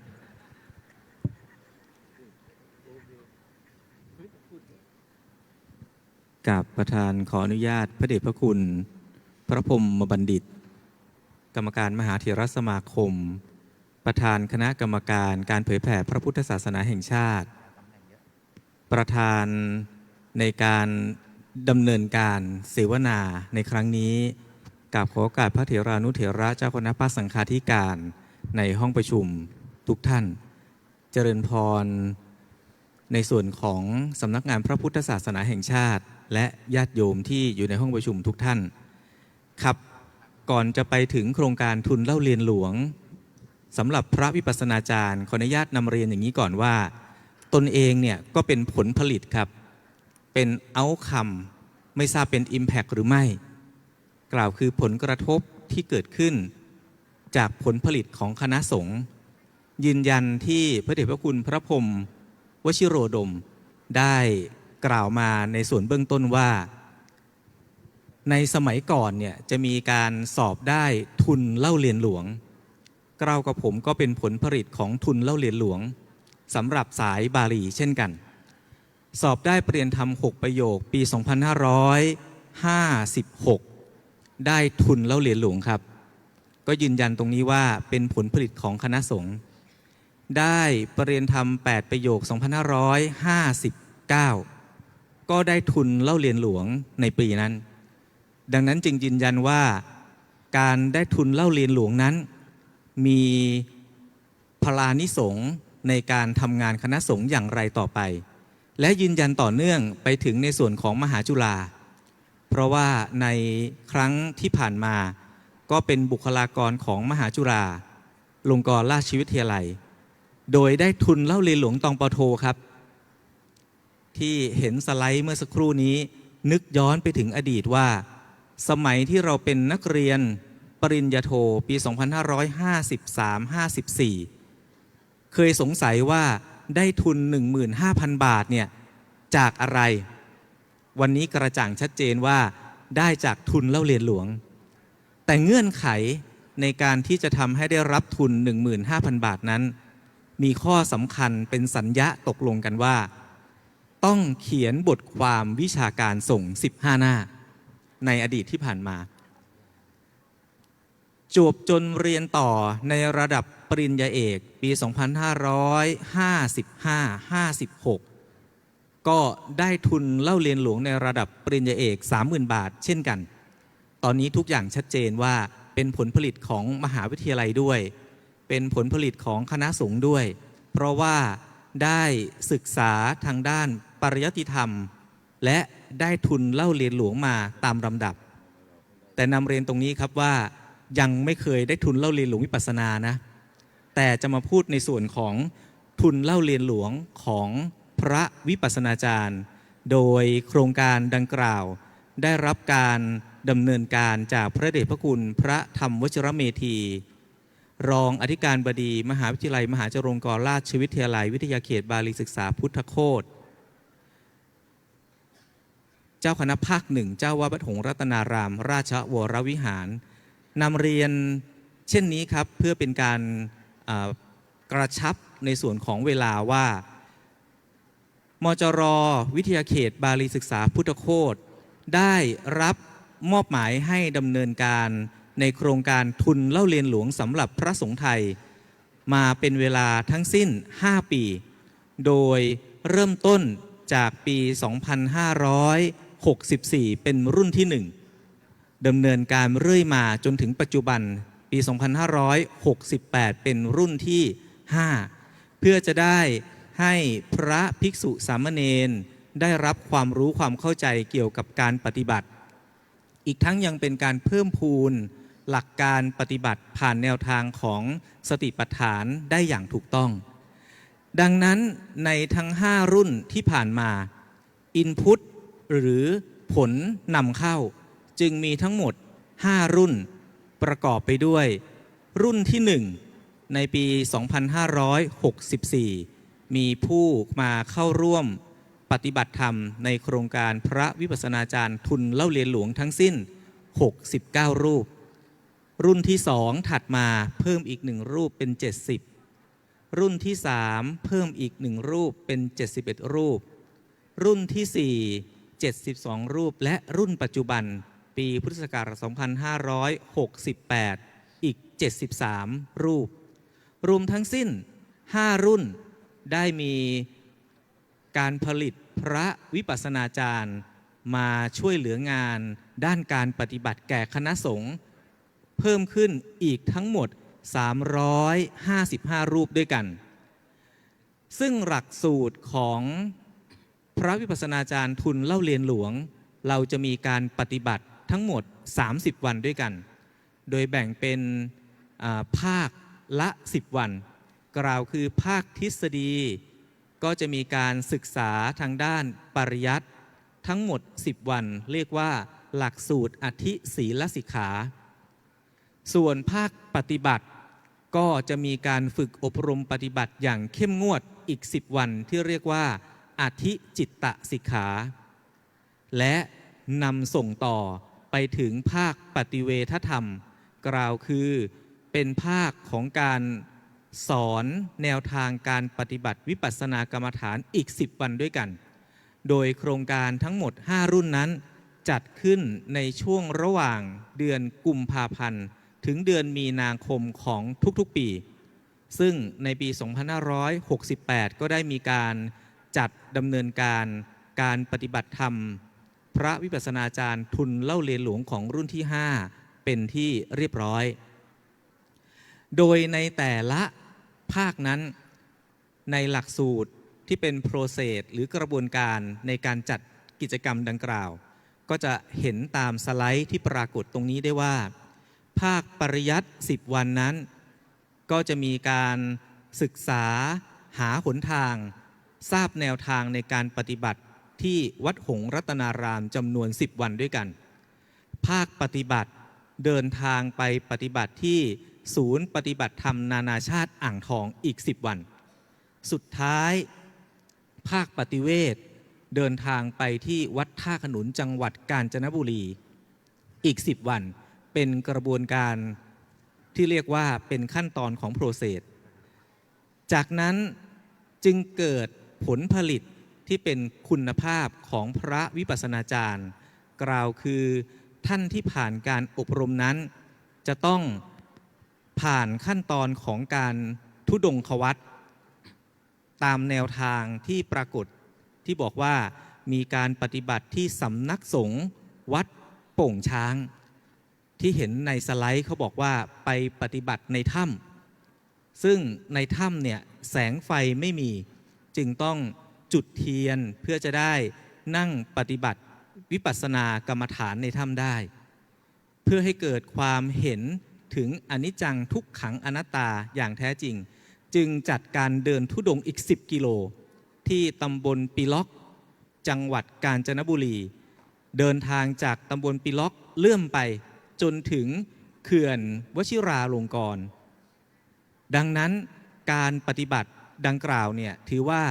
เป็นการทดสอบให้พระวิปัสสนาจารย์เห็นถึงคุณธรรมที่งอกงามในใจของตนเองผ่านวิธีการปฏิบัติอย่างแท้จริงเมื่อเป็นเช่นนั้นจึงเกิด Impact หรือผลกระทบที่เกิดจาก Outcome หรือผลผลิตของโครงการมาเป็นพระวิปัสสนาจารย์ในแต่ละรุ่นนำเรียนเช่นนี้ครับว่าในห้องประชุมเนี้ยที่อยู่บริเวณด้านขวาของห้องประชุมอุบาสิกาเสื้อขาวทั้งหมดก็มาจากโครงการวิปัสสนาจารย์ครับด้านซ้ายบนสุดฝั่งนู้นก็มาจากโครงการพระวิปัสสนาจารย์เช่นกันหรือแม้กระทั่งด้านหน้าที่อยู่บริเวณเก้าอี้แถวที่2เป็นต้นไปมีท่านอาจารย์พระครูวิมลธรรมรังสีที่จะได้พระราชทานสมณศักดิ์ที่พระภาวนาวชิระรังสีก็นั่งอยู่เป็นคณะของพระวิปัสสนาจารย์ท่านอาจารย์พระครูพิบูลกิจจารักษ์ประธานคณะพระวิปัสสนาจารย์จากวัดใหม่พิเรนก็นั่งอยู่ในสถานที่นี้ด้วยบ่งบอกว่า Impact ที่เกิดขึ้นในห้องประชุมเนี่ยเป็นเหตุผลเชิงประจักษ์ที่เห็นได้ด้วยตนเองทั้งหมดดังนั้นในผลผลิตดังกล่าวที่มีการปฏิบัติในโครงการวิปัสสนานุบาลที่วัดหนองไม้แก่นอำเภอท่ามะกาจังหวัดกาญจนบุรีก็เป็นหนึ่งในผลผลิตที่เกิดขึ้นว่าพระที่ผ่านโครงการวิปัสสนาจารย์ทุนเล่าเรียนหลวงได้นำหลักคิดแนวทางปฏิบัติดังกล่าวไปฝึกใช้กับเยาวชนเด็กนักเรียนอายุประมาณ 13-18 ปีให้เห็นถึงกิจกรรมของวิปัสสนาการเคลื่อนไหวมีการนำสมุดหนังสือวางบนศีรษะเพื่อให้เห็นว่ามีการควบคุมเจริญสติอย่างไรได้มีการฝึกกรรมฐานเคลื่อนไหวและให้เห็นถึงขั้นตอนการปฏิบัติที่เกิดความสงบงอกงามขึ้นในจิตใจเหล่านี้เป็นโครงการวิปัสสนานุบาลที่โครงการวิปัสสนาจารย์ทุนเล่าเรียนหลวงได้ส่งผลต่อเนื่องออกมารวมถึงวัดหงส์รัตนารามก็มีโครงการวิปัสสนานุบาลด้วยเช่นกันโดยพระเดชพระคุณพระธรรมวชิรเมธีได้มอบหมายให้เกล้ากับผมเป็นผู้นำในการปฏิบัติวิปัสสนากรรมฐานโดยได้นำญาติโยมบริเวณใกล้เคียงของวัดและญาติโยมจากยุพุทธิกสมาคมแห่งประเทศไทยในพระบรมราชูปถัมภ์มาปฏิบัติวิปัสสนานุบาลที่วัดหงส์รัตนารามซึ่งก็จะปฏิบัติธรรมทุกวันอาทิตย์ช่วงเวลาบ่ายโมงจนถึง4 โมงเย็นของทุกวันอาทิตย์โครงการปฏิบัติดังกล่าวยังส่งผลไปถึงสถานที่ที่เรียกว่าในเรือนจำด้วยดังพระปรากฏตอนนี้ก็คือท่านพระสมุสมโพธิอินทวิริโยได้ไปสอนวิปัสสนากรรมฐานในเรือนจำและการสอนในเรือนจำนั้นก็มีการเชื่อมโยงประสานสามัคคีถึงจังหวัดจันทบุรีมีการนำวิปัสสนากรรมฐานไปสอนที่จังหวัดจันทบุรีโดยหลวงพ่อเจ้าคณะจังหวัดจันทบุรีพระราชธรรมเมธีร่วมประสานกันกับทางคณะสงฆ์ของจังหวัดจันทบุรีจัดโครงการสายทานธรรมนำใจให้โอกาสแล้วก็เกล้ากับผมก็มีโอกาสได้เข้าไปสอนวิปัสสนากรรมฐานแสดงธรรมในเรือนจำที่จังหวัดจันทบุรีอยู่เป็นประจำก็เป็นผลผลิตของโครงการด้วยเช่นกันซึ่งผลผลิตดังกล่าวไม่ใช่เกิดขึ้นเฉพาะในประเทศอย่างเดียวแต่ว่าผลผลิตนั้นส่งผลถึงการสอนวิปัสสนากรรมฐานให้กับชาวต่างชาติด้วยดังภาพที่ปรากฏในตอนนี้ว่ามีท่านอาจารย์ที่ชื่อว่าอาจารย์มานะถาวรธรรมโมนามสกุลพุทธจันทร์ได้สอนวิปัสสนากรรมฐานที่คณะ5วัดมหาธาตุยุวราชรังสฤษฎ์โดยมีผู้สนใจจากต่างชาติมาเข้าปฏิบัติธรรมจำนวนมากมีทั้งนักบวชชาวเกาหลีใต้ชาวจีนตลอดจนถึงชาวตะวันตกที่สนใจเรื่องของการปฏิบัติธรรมหลวงพ่อมานะท่านมีความชำนาญเรื่องของการสื่อสารด้านภาษาอังกฤษด้วยเหตุดังกล่าวท่านจึงเป็นตัวแทนในการแนะนำแนวทางการปฏิบัติวิปัสสนากรรมฐานให้กับชาวต่างชาติได้อย่างแจ่มแจ้งและในการปฏิบัติเป็นภาพวิดีโอก็มีปรากฏให้เห็นอย่างเช่นภาพนี้ขออนุญาตไม่กดไม่งั้นจะใช้เวลาพอสมควรก็จะเป็นการสอนวิปัสสนากรรมฐานให้กับชาวต่างชาติหรือแม้กระทั่งในภาพตอนนี้ท่านอาจารย์ชัยพลชยพโลท่านก็สอนชาวต่างชาติในเรื่องของแนวทางการปฏิบัติหรือแม้กระทั่งสอนในสถานที่ต่างๆเช่นริมชายหาดตัวของท่านอาจารย์ชัยพลท่านเป็นคนภูเก็ตก็อาศัยพื้นที่ในจังหวัดของตนเองสอนชาวต่างชาติเดินจงกรมบริเวณริมชายหาดแล้วก็สอนนั่งสมาธิริมชายหาดนั้นเลยเพื่อจะได้เกิดความเข้าใจว่าเสียงที่ได้ยินเนี่ยมันเกิดขึ้นตั้งอยู่ดับไปอย่างไรและส่งผลถึงโครงการอบรมพระวิปัสสนาจารย์ของคณะสงฆ์กรุงเทพที่มีการจัดดำเนินการเรื่องของการปฏิบัติธรรมอยู่เป็นประจำทุกปีดังที่นำรายงานมาทั้งหมดนั้นเพื่อจะได้ให้ทางที่ประชุมได้เห็นว่า โครงการพระวิปัสสนาจารย์ทุนเล่าเรียนหลวงทั้งหมด5รุ่นนั้นได้ผลิตบุคลากรจำนวนมากที่ทำหน้าที่ในการเผยแผ่พระพุทธศาสนาในแง่มุมต่างๆทั้งในส่วนของการปริยัติปฏิบัติและนำสู่วิธีการปฏิเวทในช่วงท้ายก็จะมีการนำแนวทางกรรมฐานเหล่านั้นส่งคืนสู่แผ่นดินพ่อก็คือประเทศอินเดียได้มีการสอนกรรมฐานให้กับชาวอินเดียได้ทราบว่าต้นกำเนิดที่แท้จริงนั้นมาจากไหนและเราจะมีทางก่อสร้างแนวทางดังกล่าวให้มีการสืบสารรักษาต่อยอดเกิดขึ้นในประเทศอินเดียได้อย่างไรต่อไปจึงนำเรียนท่านประธานในที่ประชุมเพียงเท่านี้ครับกราบขอบพระคุณครับวิปัสสนาจารย์นี้ได้รับทุนไม่ใช่โดยตรงแก่ผู้ปฏิบัติแต่ให้ส่วนงานหรือหน่วยคือมหาวิทยาลัยมหาจุฬาลงกรณ์วิทยาลัยวิทยาเขตบาลีศึกษาพุทธโคตเนี่ยรับทุนไปแล้วไปบริหารจัดการโครงการอบรมไม่เหมือนกับทุนการศึกษาบาลีมหาจุฬามหามกุฏนั้นส่งตรงไปยังนักเรียนนิสิตนักศึกษาในทำนองเดียวกันทุนที่ให้แก่พระนักเทศน์ที่วัดปยุรวงศาวาสกับที่วัดพญายังก็ส่งไปที่วัดแล้วไปบริหารจัดการให้พระเนี่ยมาฝึกเทศกันผู้ฝึกเทศไม่ได้รับทุนโดยตรงเหมือนทุนการศึกษาในทำนองเดียวกันโครงการพระธรรมจาริกที่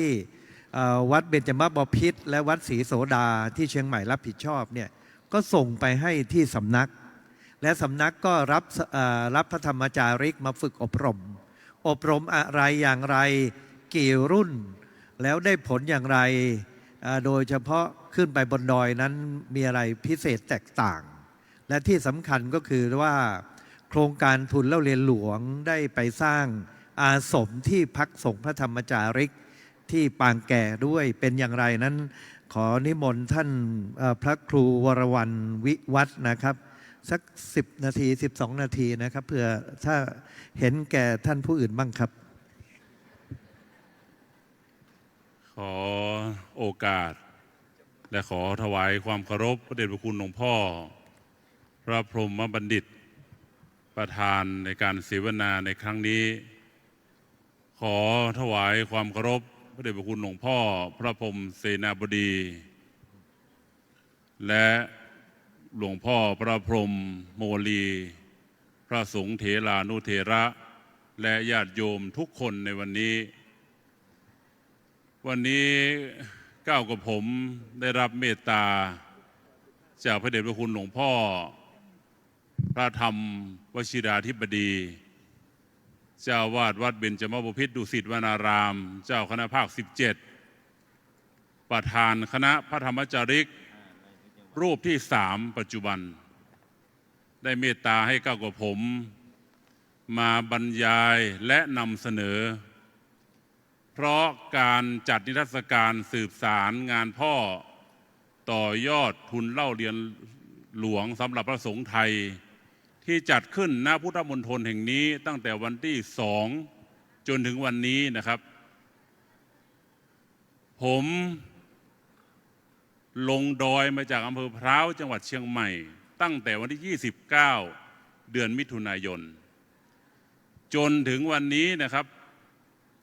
เพื่อนำเยาวชนราษฎรบนพื้นที่สูงทั้งหมด12ชนเผ่า196คนพ่อแม่ผู้ปกครองชาวเขา500คน12คันรถบัสนะครับมุ่งหน้าจากภาคเหนือตอนบนทั้งหมดลงมากันที่วัดเบญจมบพิตรผมสังเกตดูว่าการจัดนิทรรศการครั้งนี้และสิ่งที่ท่านทั้งหลายได้ทำเป็นประโยชน์อย่างมากแต่ว่าในส่วนของโครงการพระธรรมจาริกของผมเนี่ยอยู่ท้ายสุดนะครับ การที่จะเข้าถึงการที่จะรับรู้ การที่จะส่งต่อว่าเราทำอะไรยังไง60 ปีนี้ผมคิดว่าเพียงพอต่อการปิดทองหลังพระสำหรับพระธรรมจาริกแล้วครับต่อนนี้ไปขอชมนะครับภาพสรุปทั้งหมดของโครงการพระธรรมจาริก60 ปีครับประมวลมาขอให้ทุกรูปและญาติโยมทุกคนตั้งใจชมนะครับเพราะผมคิดว่าในที่นี้นะครับไม่มีใครเกิดทันและร่วมโครงการพระธรรมจาริกนะครับขอนิมนต์แล้วก็รับชมโดยตั้งใจนะครับ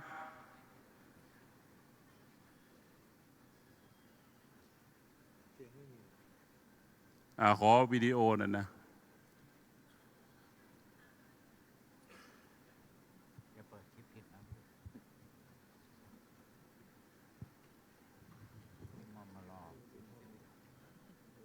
ขอในส่วนของวิดีโอที่สรุปให้เห็นโครงการพระธรรมจาริก60 ปีนะมีระบบเสียงใช่ไหมครับมีครับโอ้ขอฟังเสียงหน่อยพี่เอาเสียงลงจากดอยด้วยรู้ป่ะ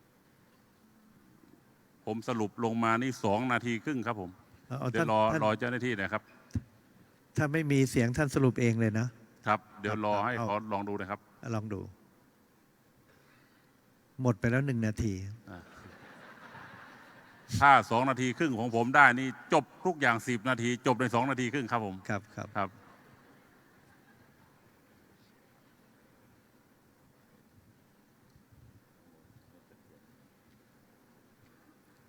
เอาภาพขึ้นกันแล้วกันแล้วก็ให้ท่านกดภาพแล้วท่านบรรยายสรุปไปเลยครับเสียงไม่มาแล้วครับยังหาเครื่องแปลปากกากยอไม่ได้ เหมือนหลวงพ่อรู้เลยนะครับเสียงมาได้ยังผู้ประหลัดไม่มาอันนี้นะครับเจ้าพระคุณสมเด็จพระพุทธชินวงศ์นะครับประธานโครงการพระธรรมจาริกนะครับก่อตั้งโครงการนี้ขึ้นเมื่อปี2508นะครับยาวนานจนถึงปี2568 60 ปีนะครับท่านดูรูปก่อนนะครับผมขอให้ท่านสังเกตรูปจริงๆผมมีเสียงประกอบนะครับถ้าท่านได้ฟังนี่180นี่รับรองจะขึ้นดอยกับผมเย็นนี้แน่นอนครับแต่เสียดายเนี่ยเสียงไม่มีนะครับอันนี้คือวิวัฒนาการของโครงการพระธรรมจาริกนะครับท่าน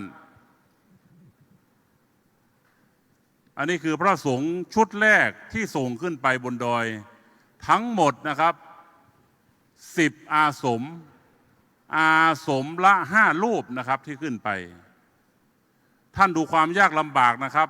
เริ่มตั้งแต่ของการที่เอาพระพุทธศาสนาขึ้นสู่ยอดดอยเดี๋ยวนี้นะครับอันนี้องค์ประธานรูปที่2นะครับเจ้าพระคุณสมเด็จพระมหาราชมังคลาจารย์วัดปากน้ำนะครับหลวงพ่อสมเด็จพระพุทธชินวงศ์เป็นประธานโครงการพระธรรมจาริกรูปแรกนะครับ30 ปีนะครับรูปที่2เจ้าพระคุณสมเด็จพระมหาราชมังคลาจารย์มานะครับขอฟังเริ่มต้นเลยครับผม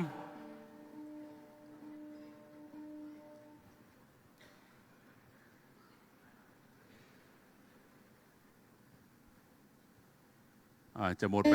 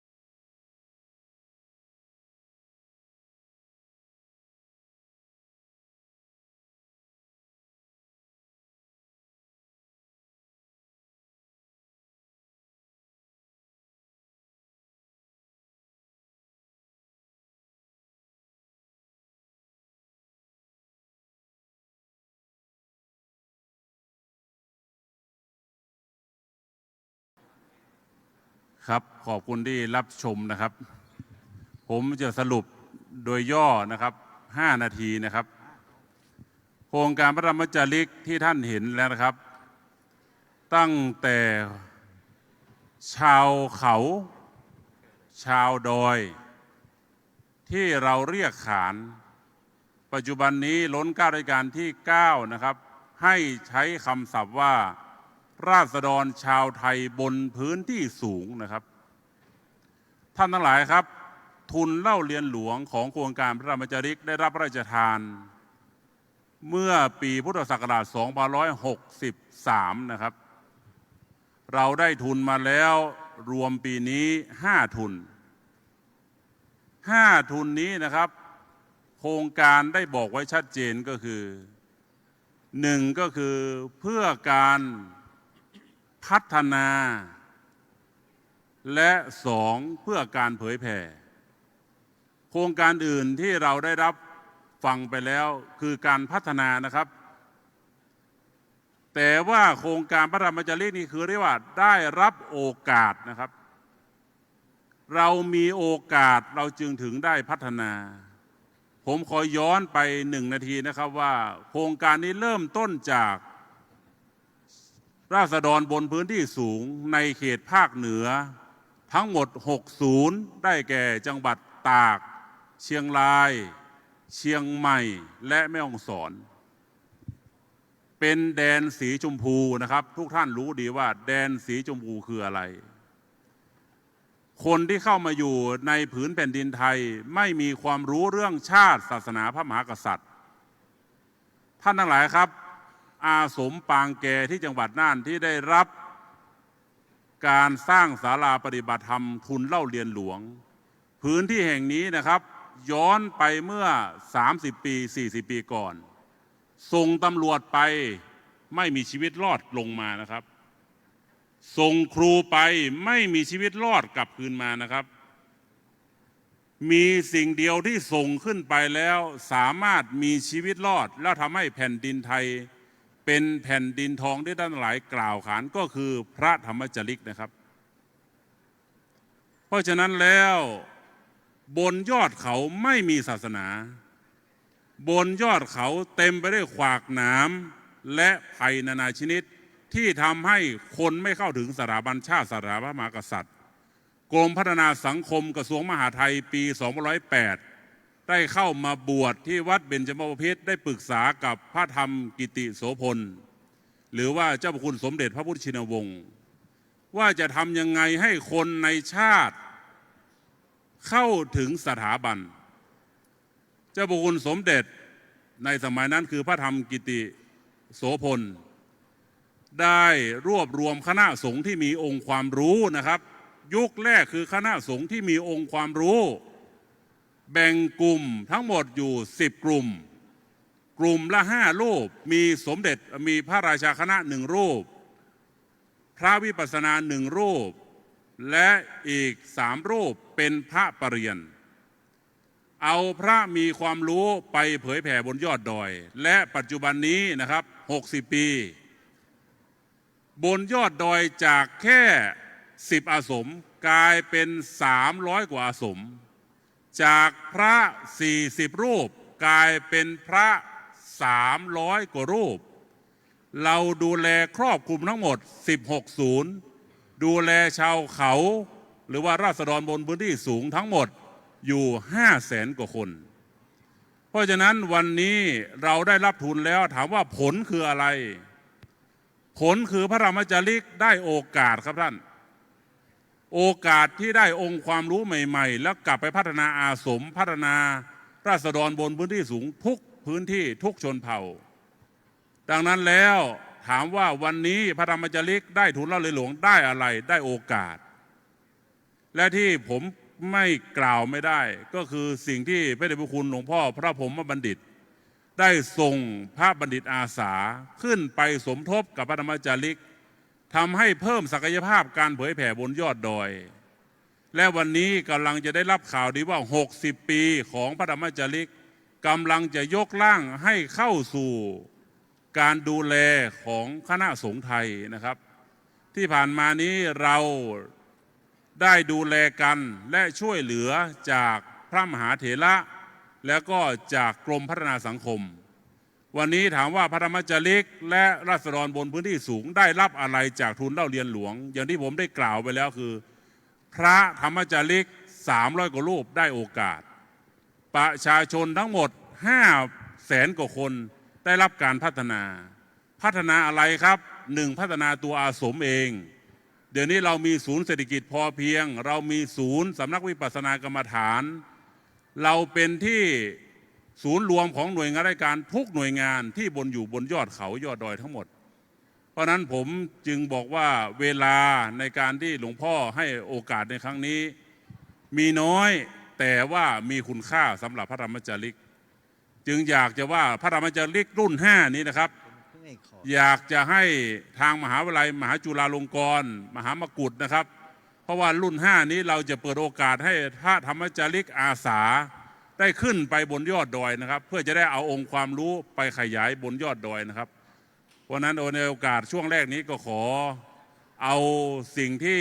เป็นอยู่ของพระธรรมจาริก60 ปีและสิ่งที่พระธรรมจาริกได้รับทุนเล่าเรียนหลวงมา5 ทุนว่าผลที่ออกไปแล้วก็คือการพัฒนา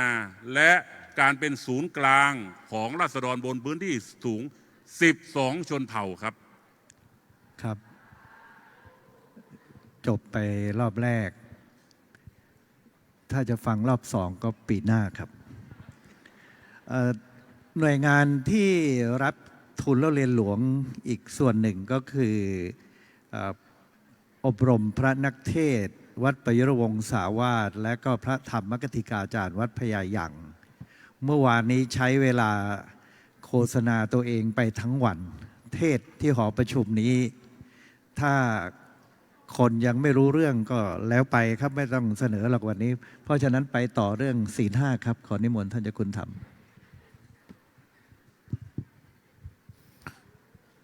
กับเรียนพระเดชพระคุณประธานผู้นำเสวนาที่เคารพอย่างสูงท่านพระมหาเถระหลวงพี่หลวงพ่อที่เคารพทุกรูปขอเจริญพรท่านสาธุชนทุกท่านมาถึงโครงการหมู่บ้านรักษาศีล 5ไม่มีสื่ออะไรเลยนะเพราะว่าเป็นการทำงานในรากหญ้าจึงรักษาอัตลักษณ์ไม่มีเทคโนโลยีอะไรข้อแก้ตัวข้อเท็จจริงคือทำไม่เป็นนะ โครงการหมู่บ้านรักษาศีล 5เนี่ยชื่อเล่นชื่อเต็มก็คือโครงการสร้างความปรองดองสมานฉันท์โดยใช้หลักธรรมทางพระพุทธศาสนาแล้วก็ต่อด้วยคำว่าหมู่บ้านรักษาศีล 5พวกเราเรียกกันสั้นๆว่าหมู่บ้านรักษาศีล 5ผมคงจะพูดในเวลาอันจำกัดนะก็คงจะพูดสัก3ช่วงเวลาหรือ3ยุคโดยในยุคแรกเนี่ยอยากจะเรียกคำว่ายุคจัดทัพเหมือนจะออกศึกประมาณนั้นนะวันนั้นเนี่ยเกิดปี 2557 ประเทศไทยเราเกิดความแตกแยกขาดความปรองดองแล้วก็ผู้นำในส่วนรัฐบาลเนี่ยอันนี้เป็นคำบอกเล่าที่ผมได้ยินนะว่าเข้าไปถวายสักการะมหาเถรสมาคมในที่ประชุมแล้วก็หลวงพ่อสมเด็จวัดปากน้ำในขณะนั้นเป็นประธานคณะผู้ปฏิบัติหน้าที่สมเด็จพระสังฆราชก็รับเอาโครงการนี้ก็ตั้งชื่อว่าโครงการสร้างความปรองดองสมานฉันท์เพื่อให้คนในสังคมเราเนี่ยรู้รักสามัคคีกันเสร็จแล้วก็มีพระเถระผู้ใหญ่วันนั้นก็หลวงพ่อพระพรหมโมลีหลวงพ่อพระพรหมเสนาบดีผมได้โดนเรียกมาใช้บริการในงานนี้ด้วยอยู่บ้านนอกก็จัดทัพว่าทำยังไงเนี่ยจะให้โครงการเนี่ยไปสู่จังหวัด77 จังหวัดไปสู่อำเภอไปสู่ตำบลและก็ลงไปสู่หมู่บ้านหลวงพ่อมีกติกาในการทำงานนะว่าห้ามลานะเนี่ยต้องไปทุกจังหวัดผมไปทุกจังหวัดนะห้ามป่วยแล้วข้อสุดท้ายคือห้ามตายดีครับก็ไปกันนราธิวาสอะไร ปัตตานียะลาไปกันมาหมดหลวงพ่อสมเด็จท่านมุ่งมั่นนะเด็ดเดี่ยวมากจนครูสลาเนี่ยมาแต่งบทเพลงกราบสมเด็จช่วงด้วยดวงใจผมว่าครูสลาศิลปินแห่งชาติที่สุดยอดนะถอนมาเป็นคำว่าจากงานหลวงพ่อสมเด็จนะหลวงพ่อสมเด็จวัดปากน้ำว่าทุ่มเทกายใจหนักแค่ไหนไม่เคยรอลีแม้ถ้ามีดนตรีสักหน่อยนะผมจะร้องเลยนะเนี่ยทุ่มเทกายใจหนักแค่ไหนไม่เคยรอลีนำสงฆ์เคลื่อนทัพเต็มที่ชีพยังมีงานต้องไปได้ก็ลงไปลุยกันหมดแล้วครับทุกจังหวัดทุกอำเภอทุกหมู่บ้านอันนี้จัดทัพพอในยุคที่สองเนี่ยต้องบอกว่าเป็นการยุคบุกถ้าเป็นทหารเนี่ยพอจัดทัพเสร็จใช่ไหมทหารม้าไม่ใช่ขี่ม้าไปนะทหารม้าอยู่ที่สระบุรีอยู่ไปจีนรถถังครับทหารปืนใหญ่ทหารอะไรก็ลงไปหมดเลยก็มีการตั้งคณะทำงานในระดับประเทศมีคณะกรรมการอำนวยการมีคณะกรรมการบริหารกลางแล้วก็มีคณะกรรมการในระดับจังหวัดในระดับอำเภอในระดับหมู่บ้านยุคนี้บุกบุกแล้วก็ไปให้เกิดการเรียนรู้ยุคบุกเนี่ยต้องบอกว่าเอาแล้วไปหมู่บ้านเนี่ยไปทำอะไรกันไปทำตามโครงการหมู่บ้านรักษาศีล5เลยครับจะมีกิจกรรมหลายๆกิจกรรมหนึ่งโครงการที่เป็นอัตลักษณ์ของโครงการเลยก็คือส่งเสริมให้มีกิจกรรมรักษาศีล5ตั้งแต่ข้อที่1ที่2ที่3ที่4ข้อที่5มีกิจกรรมส่งเสริมการปฏิบัติธรรมและสิ่งที่สำคัญเลยครับกิจกรรมบูรณาการงานคณะสงฆ์ทั้ง6ด้านแล้วก็ส่งเสริมหมู่บ้านยั่งยืนเพราะโครงการหมู่บ้านรักษาศีล5เนี่ยเรามีการบันทึกข้อตกลงหรือ MOU กับหลายส่วนราชการและที่สำคัญเลยก็คือกระทรวงมหาดไทยทำไมต้องเอากระทรวงมหาดไทยมาร่วมด้วยก็เพราะว่างานที่พระทำเนี่ยลงไปทำในระดับหมู่บ้านก็ทำกับญาติโยมเราต้องยึดผู้นำท้องถิ่นนายกอบต.นายกเทศบาลต้องยึดผู้นำท้องที่กำนันผู้ใหญ่บ้านแล้วก็พี่น้องของเราก็ร่วมด้วยช่วยกันจัดกิจกรรมเอาประเพณีศิลปะวัฒนธรรมเนี่ยเอาไล่กันเลยครับตั้งแต่12 เดือนมกรา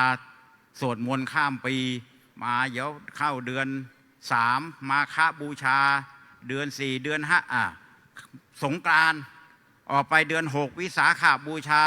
เดือน8นี่อาสาฬหบูชาเข้าพรรษาในเทศกาลเข้าพรรษาก็ทำบุญกันให้ยิ่งใหญ่ออกพรรษากฐินผ้าป่าลอยกระทงก็อย่างเงี้ยเป็นอย่างเงี้ยเสร็จแล้วไอ้ที่ไม่ค่อยจะลงกันไอ้บ้านเหนือบ้านใต้ก็มาร่วมกันในวัดหลวงพ่อหลวงพี่เป็นผู้นำเป็นแม่ทัพใหญ่สิ่งที่มันกินแหนงแข่งใจกันมันก็เริ่มทำให้เกิดการปองดองสมานฉันท์โดยใช้กิจกรรมเหล่านี้ร่วมด้วยช่วยกันอันนี้ก็คือการยุคบุกจนถึงยุคสุดท้ายก็คือยุคครอบครองธรณีนี่นี้ใครครองหมู่บ้านรักษาศีล5นี่นี้ใครครองก็ใครล่ะครับครองก็คือทุกคนในหมู่บ้านร่วมด้วยช่วยกันจึงทำให้เกิดนี่ไงครับสิ่งที่ทำให้เกิด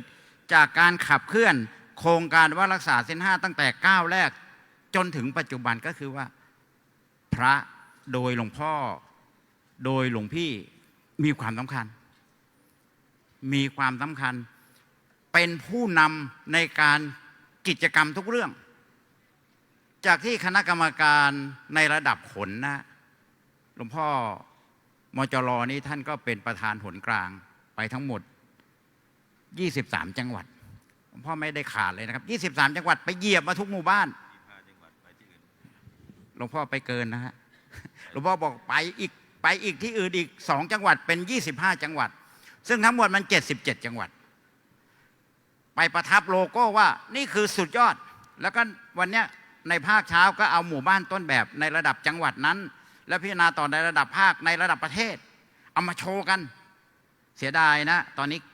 น่าจะเป็นวันยุติแล้วปีหน้าเดี๋ยวมาดู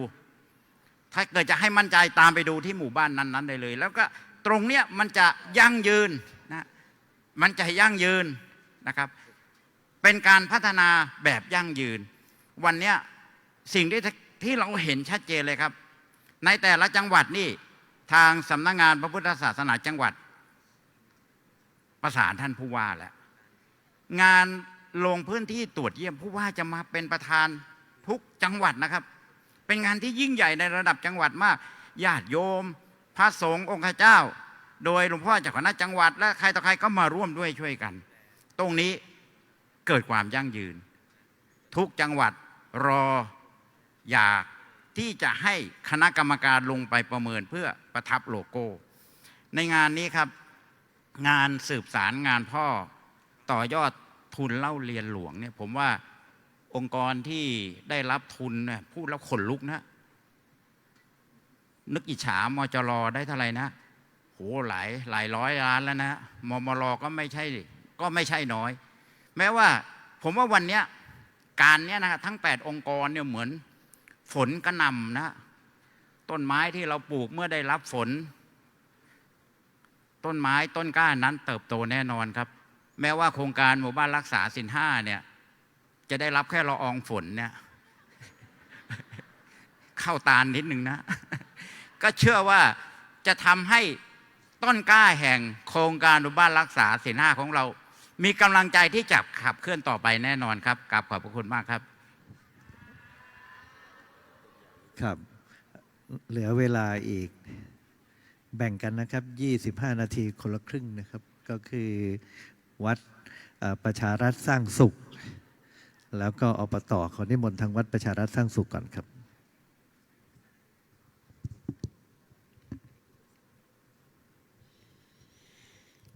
วัดของเราใครเราเขาจะสร้างวัดจะล้างเพราะเราหลีกปลีกตัวหนีวัดประชารัฐสร้างสุขสามัคคีด้วยวิถี5 ส.สัปปายะเอ่ยโครงการวัดประชารัฐสร้างสุขเป็นโครงการหนึ่งใน แผนการปฏิรูปกิจการของพุทธศาสนาซึ่งโครงการกิจการปฏิรูปกิจการพุทธศาสนานั้นมีวิสัยทัศน์ว่าพุทธศาสตร์มั่นคงดำรงศีลธรรมนำสันติสุขสู่สังคมโครงการวัดประชารัฐสร้างสุขนี้แต่เดิมมีกระดาษเพียงแผ่นเดียวนั่นคือเป็นมติของมหาเถรสมาคมแผ่นเดียวเท่านั้นแต่ไม่มีวิธีการขั้นตอนใดๆจนกระทั่งวิวัฒนาการมาเป็นลำดับจนกระทั่งเกิดเลข3579 บวก 1ซึ่งใน3579 บวก 1นั้นมีความหมายแต่ไม่ใช่บอกเลขเด็ดท่านทั้งหลายนะแต่มันก็ออกตรงนี้แหละ เลข3579ประการแรกโดยเฉพาะโครงการวัดประชารัฐสร้างสุขนั้นมีวิสัยทัศน์ที่สำคัญก็คือวัดสวยด้วยความสุขวัดจะสวยด้วยความสุขอย่างไรนั่นก็ไปสู่พันธกิจทั้ง3ประการก็คือการพัฒนากายภาพ2ประการพัฒนาสังคมและชุมชน3คือการพัฒนาจิตและปัญญาที่ว่าพัฒนากายภาพนั้นเป็นส่วนสำคัญวัดต้องพัฒนาให้มันเกิดศักยภาพที่สำคัญที่สุดคือเกิดความเรียบร้อยเกิดความสะอาดเกิดความร่มรื่นเพื่อนำไปสู่อะไรครับโครงการทั้งหลายทั้งปวงที่นั่งอยู่ตรงนี้เนี่ยนำไปสู่วัดทั้งนั้นอบต.ก็ต้องไปอาศัยวัดศีล5ก็ต้องไปอาศัยวัดการศึกษาก็ต้องไปอาศัยวัดเพราะนั้นวัดเนี่ยจึงเป็นสถานที่จัดการศึกษาให้ความรู้อะไรทุกสิ่งทุกอย่างทั้งหมดเมื่อวัดมันไม่เป็นสัปปายะแล้วเนี่ยท่านทั้งหลายจะนำไปสู่จะไปต่อยอดได้อย่างไรไม่มีสถานที่ต่อยอดฉะนั้นการพัฒนาประการแรกคือการพัฒนากายภาพภายในวัด การพัฒนากายภาพคือความสำเร็จภายในวัดจะสำเร็จได้ต้องอาศัยชุมชนที่อยู่รอบวัดนั่นก็คือกำนันบ้างผู้ใหญ่บ้านบ้างนายกเทศมนตรีบ้างภาคีเครือข่ายทั้งหลายบ้างที่อยู่รอบวัดนั้นนำไปสู่เป้าหมายเพื่อให้มันเกิดความพัฒนาที่ยั่งยืนและเกิดความเรียบร้อยภายในวัดวาอารามส่วนประการที่3คือการพัฒนาจิตใจท่านทั้งหลายเมื่อเร็วๆนี้ไปที่ประเทศเวียดนามซึ่งเป็นคำปรารภของท่านองค์ประธานดำเนินการนี้ท่านบอกว่าประเทศเวียดนามนี่เขาพัฒนาเขาเรียกอะไรพัฒนานำวัดเนี่ยสู่การท่องเที่ยวแบบเชิงพุทธวัดเราจะทำเป็นวัดให้เป็นการท่องเที่ยวแบบเชิงพุทธได้ไหมได้เพราะเมื่อมีวัดมีความสวยงามมีความสะอาดมีความร่มรื่นแล้วสามารถที่จะนำไปสู่การพัฒนาจิตและปัญญาได้นะขอยกตัวอย่างวัดประยูนเนี่ยนะมีทั้งมันเป็นพัฒนากายภาพเป็นตัวอย่างยกวัดตัวอย่างท่านประธานนี่แหละท่านประธานดำเนินการเนี่ยคนเข้าไปดูอะไรกายภาพภายในวัดมีห้องสมุดมีสถานที่ดูแลนะสวนราชคฤห์อะไรของท่านนะเนี่ยคือมันทำให้สู่เรื่องจิตและปัญญาได้หลายอย่างหลายวัดที่นำไปสู่การพัฒนาและต่อยอดนำไปสู่นวัตกรรมที่ท่านเจ้าคุณท่านได้ว่าไว้ยกตัวอย่างวัดบางคลั่งจังหวัดพังงาคือวัดของอยู่ในเขตภาคใต้อาศัยเขาเรียกว่าอะไรกำแพงใจ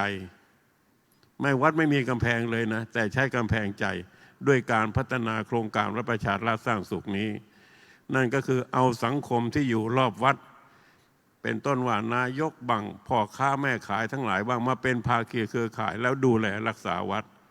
ทำให้วัดนั้นมีความสะอาดมีความร่มรื่นอย่างน่าดูน่าชมทีเดียวเพราะฉะนั้นเนี่ย3 พันธกิจนี่เป็นพันธกิจที่สำคัญและพันธกิจที่สำคัญที่จะสำเร็จได้3ประการนี้ต้องอาศัย5 ส.ก็นั่นก็คือสะสางสะดวกสะอาดสร้างมาตรฐานและสร้างวินัยสิ่งที่สำคัญที่สุดนั่นก็คือว่าผลจะสำเร็จได้มันต้องอาศัยมาตรฐานและสร้างวินัยในตัวบุคคลโดยเฉพาะต้องเสริมเติมบุคคลที่อยู่ในวัดเป็นประการแรกให้มีความเข้าใจมีความเรียกว่ามีความจริงใจ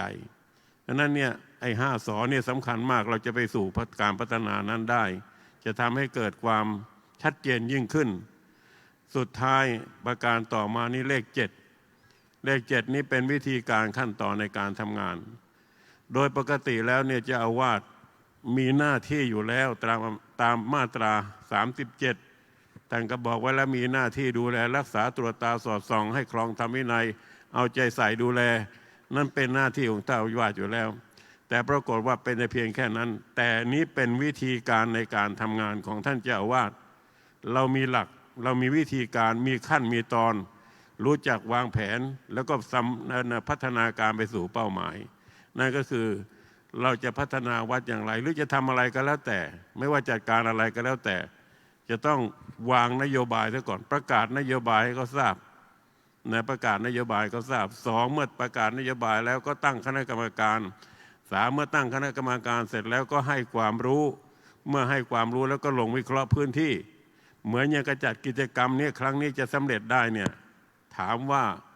วางนโยบายไว้หรือเปล่าต้องวางนโยบายไว้แล้วทำยังไงต่อมาก็คือตั้งคณะกรรมการมีทั้งคณะกรรมการจริงคณะอนุกรรมการกว่าจะสำเร็จลงนี้ได้ก็ต้องอาศัยระบบนี้เช่นเดียวกันกับการพัฒนาวัดหรือการทำอะไรก็แล้วแต่ถ้าไม่มีระบบแล้วไปเป็นไม่ได้ไม่ว่าจะเป็นระบบการศึกษาไม่ว่าจะเป็นระบบการอบรมอะไรก็แล้วแต่เราต้องมีคณะกรรมการเพื่อให้มันเกิดความชัดเจนสุดท้ายเราต้องลงวิเคราะห์พื้นที่ว่าเราจะทำอะไรก่อนอะไรที่มันเป็นจุดแข็งจุดอ่อนจุดด้อยเราก็ทำต่อไปเพราะนั้นเนี่ยนี่ก็คือการตั้งกรรมการแล้วลงสำรวจพื้นที่แล้วก็ทำงานไปตามระบบสุดท้ายก็คือเลข 9ก็คือพื้นที่ที่ทำให้เราได้ทำงานเอาสั้นๆก็คือว่าภายในวัดเรามีกำแพงมีการจัดจราจรมีโรงครัวมีแล้วก็โรงคลังห้องน้ำที่ทิ้งขยะอะไรต่างๆ ราะฉะนั้นท่านทั้งหลายจะดูให้ชัดเจนก็ขอนิมนต์ไปดูที่เต็นท์นะแต่วันนี้คงจะหมดเวลาแล้วนะถ้ามีเวลาก็ไปดูที่เต็นท์ที่เขาจัดกิจกรรมไว้ทั้ง5วัดที่ได้ระบบดีเยี่ยมของประเทศหรือของแต่ละหนละหนแล้วก็มีโครงการว่าประชารัฐส่วนกลางที่ทำเป็นระบบไว้ให้ท่านดูได้เดินดำเนินการคิดว่าเมื่อเราได้ทำตามนี้แล้วเนี่ยเป็นวิสัยประการแรกก็คือว่าวัดสวยด้วยความสุขด้วยพันธกิจ3ประการจะนำไปสู่เป็นวัดกลางใจชุมชนต่อไปครับผมโอ้จบเร็วไม่ทันตั้งตัวนิมนต์ต่อเลยอบต.ครับ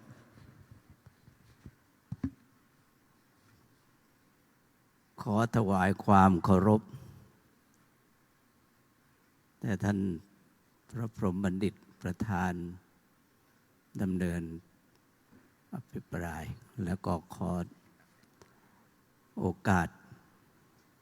แก่พระพรหมเสนาบดีและพระพรหมโมลีพร้อมด้วยคณะสงฆ์ทุกรูปทุกท่านเจริญพรญาติโยมทุกท่านที่มีใจในการรักงานพระศาสนาร่วมงานครั้งนี้ก็คือสืบสารงานพ่อต่อยอดทุนเล่าเรียนหลวงสำหรับพระสงฆ์ไทยผมได้รับเมตตาเป็นรูปสุดท้ายก็คงได้พูดได้หลายชั่วโมงครับก็ขอนำมาเสนอให้ท่านทั้งหลายได้เห็นในเรื่องของความเป็นมาว่าอปต.นี่เป็นมาอย่างไรแล้วเดี๋ยวนี้เราจะมีคำอปก.บ้างอะไรบ้างเนี่ยก็ขอให้ท่านได้รับทราบว่างานทั้งหมดนี้เป็นงานที่เกิดมาจากเจ้าประคุณสมเด็จพระพุทธโฆษาจารย์วัดสามพระยาท่านมีความดำริแล้วก็นำธรรมตั้งหลักของท่านคือจรถาภิกขเวย่อมาเป็นภาษาง่ายคืออัฏฐหิตะสุขะเพื่อประโยชน์เกื้อกูลและความสุขของมหาชนนั้นเราจึงพบที่ท่านวางแนวทางไว้น่าจะเอาไปใช้ทุกวัดเลยครับก็คืออุดมการณ์3ประการเพื่อปกป้องพระพุทธศาสนาเพื่อรักษาสิ่งสังฆมณฑลและเพื่อจัดขจัดความยากจนของพี่น้องเราชาวพุทธหลักการ5ประการคือสงเคราะห์ให้เราทั้งหลายได้พบว่าการสงเคราะห์ที่มีอยู่นั้นเป็นเรื่องที่จำเป็นเราต้องอยู่ร่วมกันด้วยความหมายว่าหาหลักในความสุขมีความดีงามที่จะต้องอยู่ดีกินดีเป็นศูนย์รวมข่าวสารเพราะเดี๋ยวนี้เราถือว่ายุคข่าวสารนี่สำคัญดูนะว่าเรามีมาตั้งแต่ 2518 เราได้รับรู้ว่าพระมหาเถระทั้งหลายเนี่ยรู้ว่าเรื่องข่าวสารเรื่องสำคัญวิธีการ8ประการเนี่ยเป็นเรื่องน่าสนใจก็คือเรื่องศีลธรรมวัฒนธรรมเรื่องสุขอนาภัยแล้วเราก็ต้องรู้จักคำว่าสัมมาอาชีพสันติสุขศึกษาสงเคราะห์สาธารณสงเคราะห์กตัญญูกตเวทิตาและสามัคคีท่านดูนะทั้งหมดเนี้ยเป็นเรื่องของอปต.ที่เจ้าพระคุณสมเด็จพระพุทธโฆษาจารย์ท่านนำพวกเรามาเรียนรู้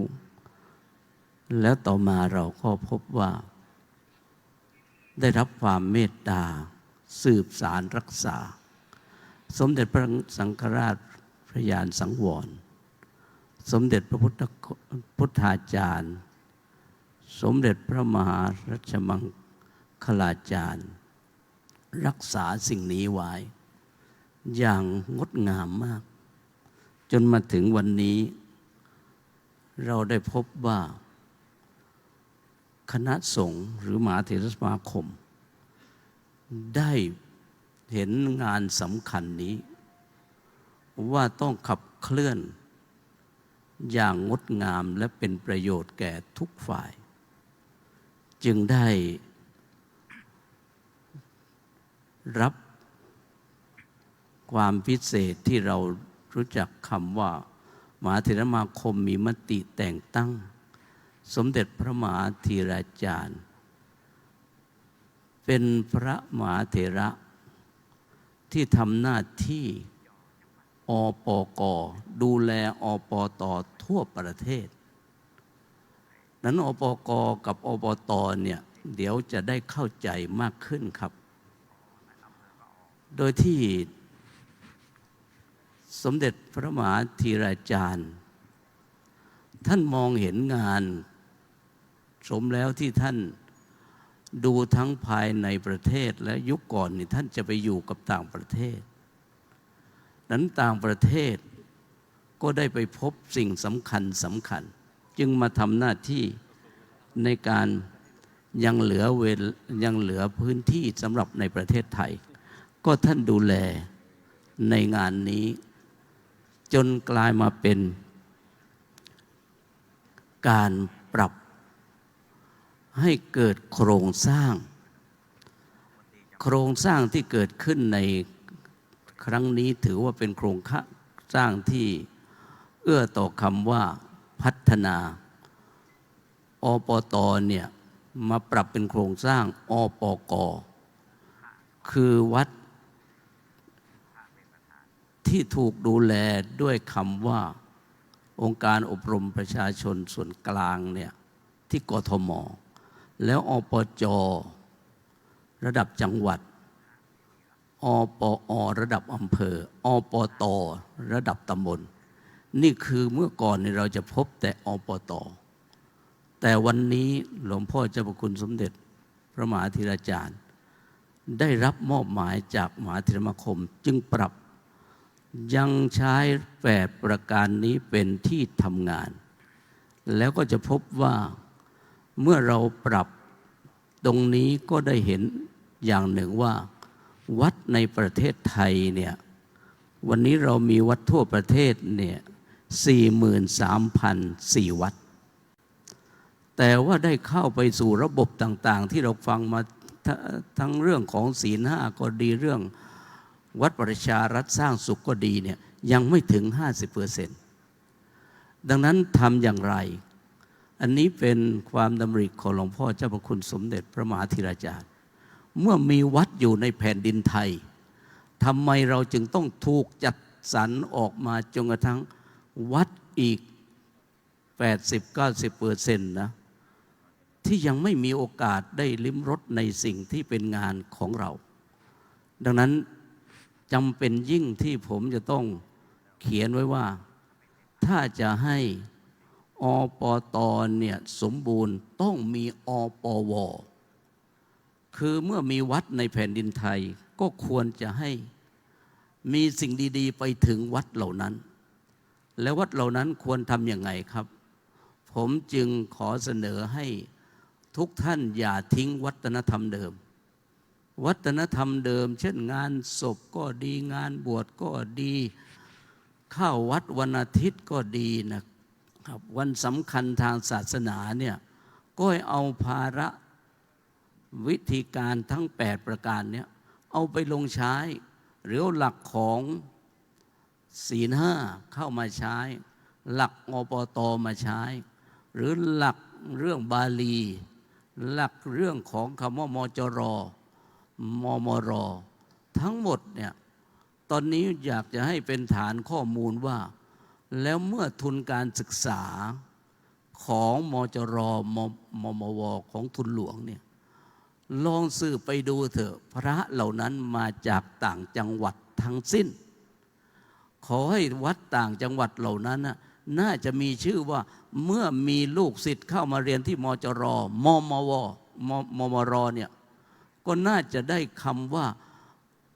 ทุนเล่าเรียนหลวงเนี่ย ประกาศเกียรติศักดิ์ศรีของวัดเหล่านั้นว่าเป็นวัดอปต.หรืออปว.ถ้าเราขยับได้ถึงตรงนี้ผมเชื่อว่าสังคมเราที่ขับเคลื่อนอยู่ขณะนี้ผมจึงอยากจะได้เข้าใจว่าวัดทั้งประเทศควรได้รับประโยชน์จากอปก.สู่อปว.เสนอให้เกิดอปต.ทั่วประเทศประการที่สองควรให้กิจทั้ง8ด้านเนี่ยอย่าไปครอบงำทั้ง8ให้เขาทำได้1ด้านเนี่ยเรื่องสุขภาพผมไปเจอวัดอยู่หลายวัดขยะแม้แต่ใบไม้ใบเดียวนี่ลงไปอยู่พื้นไม่ได้กวาดสะอาดห้องน้ำสะอาดท่านเหล่านี้น่าจะได้รับเกียรติในการที่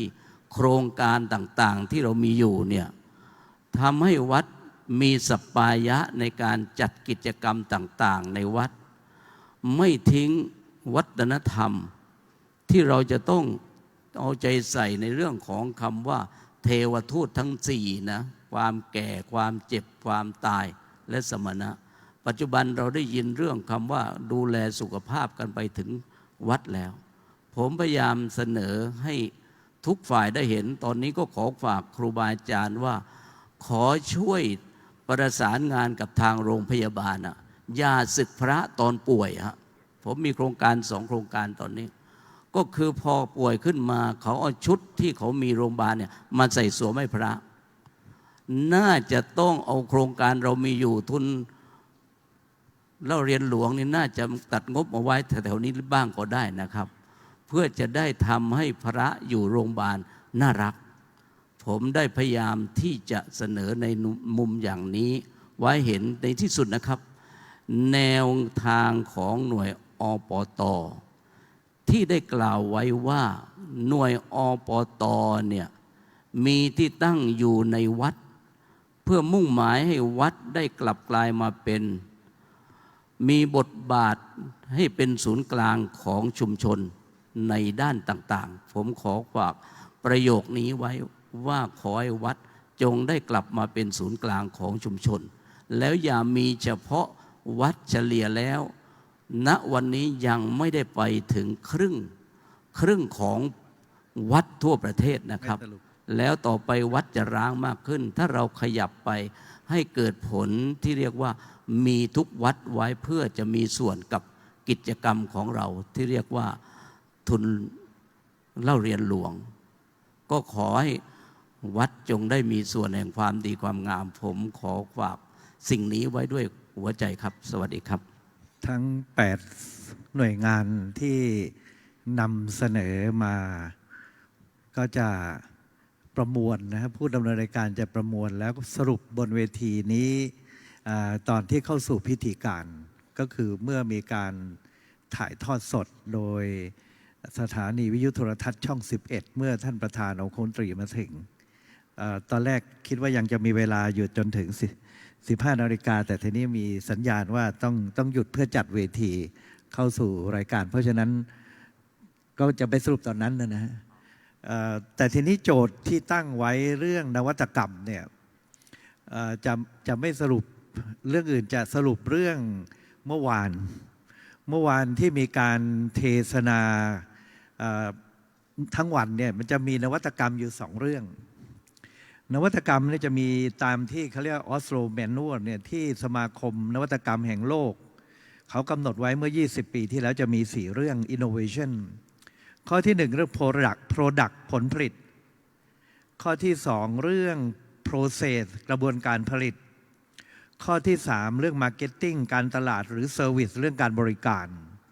และข้อที่4เรื่อง management เรื่องการบริหารจัดการเวลาถามว่าผลผลิตของวัดโบรีออกมาน่าสนใจเนี่ยสอบได้เยอะเนี่ยอันนี้เป็นนวัตกรรมอะไรสอนยังไงถ้าถามทางงานวิจัยของมหาวิทยาลัยสงฆ์ทั้ง2 แห่งเป็นอย่างไรกระบวนการบริหารจัดการทั้งอบต.ทั้งวัดประชารัฐสร้างสุขและอื่นๆเนี่ยมันมีกระบวนบริหารจัดการเรียกว่าบวรอย่างไรเนี่ยมันมีคำตอบอยู่ในนิทรรศการแต่เรายังไม่ได้กลั่นและ ถอดรหัสออกมา ที่ถอดรหัสมาคือกระบวนการเทศเมื่อวานเราเรียกสาริกาป้อนเหยื่อของสำนักวัดประยุรวงศาวาสใช้มา180 ปีซึ่งมันจะมีการปรับปรุงอยู่เรื่อยๆมาในยุคปัจจุบันเจ้าวาดปัจจุบันได้แต่งเป็นกลอนไว้นะฮะ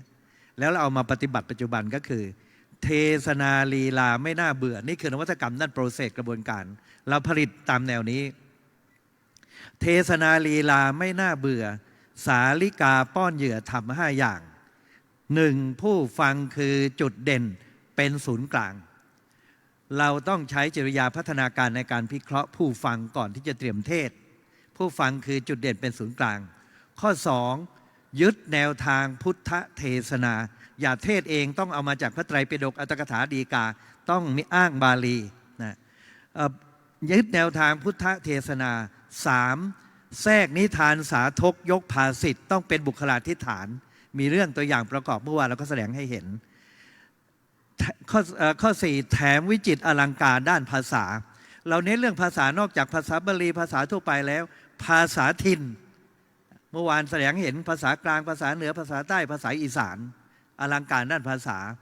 ข้อที่ 5แทรกข้อคิดธรรมะอุปมาให้ข้อคิดติดใจกลับบ้านไป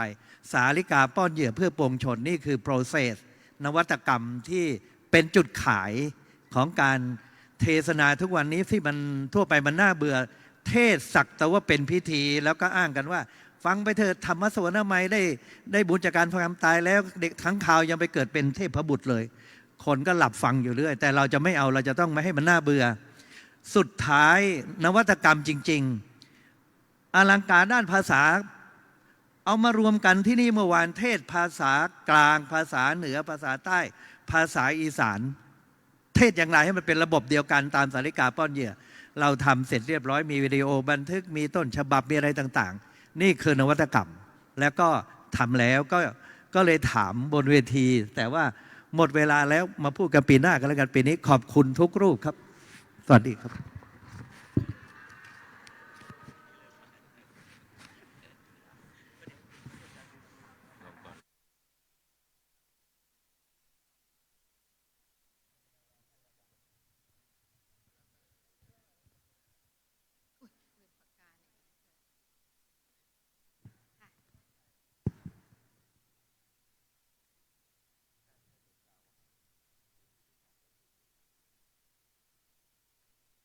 กับพระคุณท่านและท่านผู้มีเกียรติที่เคารพครับเป็นที่น่าเสียดายว่ามีเวลาจำกัดนะครับซึ่งจะได้ให้เจ้าหน้าที่ฝ่ายพิธีการนั้นได้จัดเตรียมความพร้อมเพื่อเข้าสู่ลำดับพิธีการในช่วงเวลา 15 นาฬิกาซึ่งจะได้มีการถ่ายทอดสดทางสถานีโทรทัศน์แห่งประเทศไทย NBT นะครับดังนั้นแล้วในช่วงนี้ในช่วงที่เจ้าหน้าที่ได้จัดเตรียมความพร้อม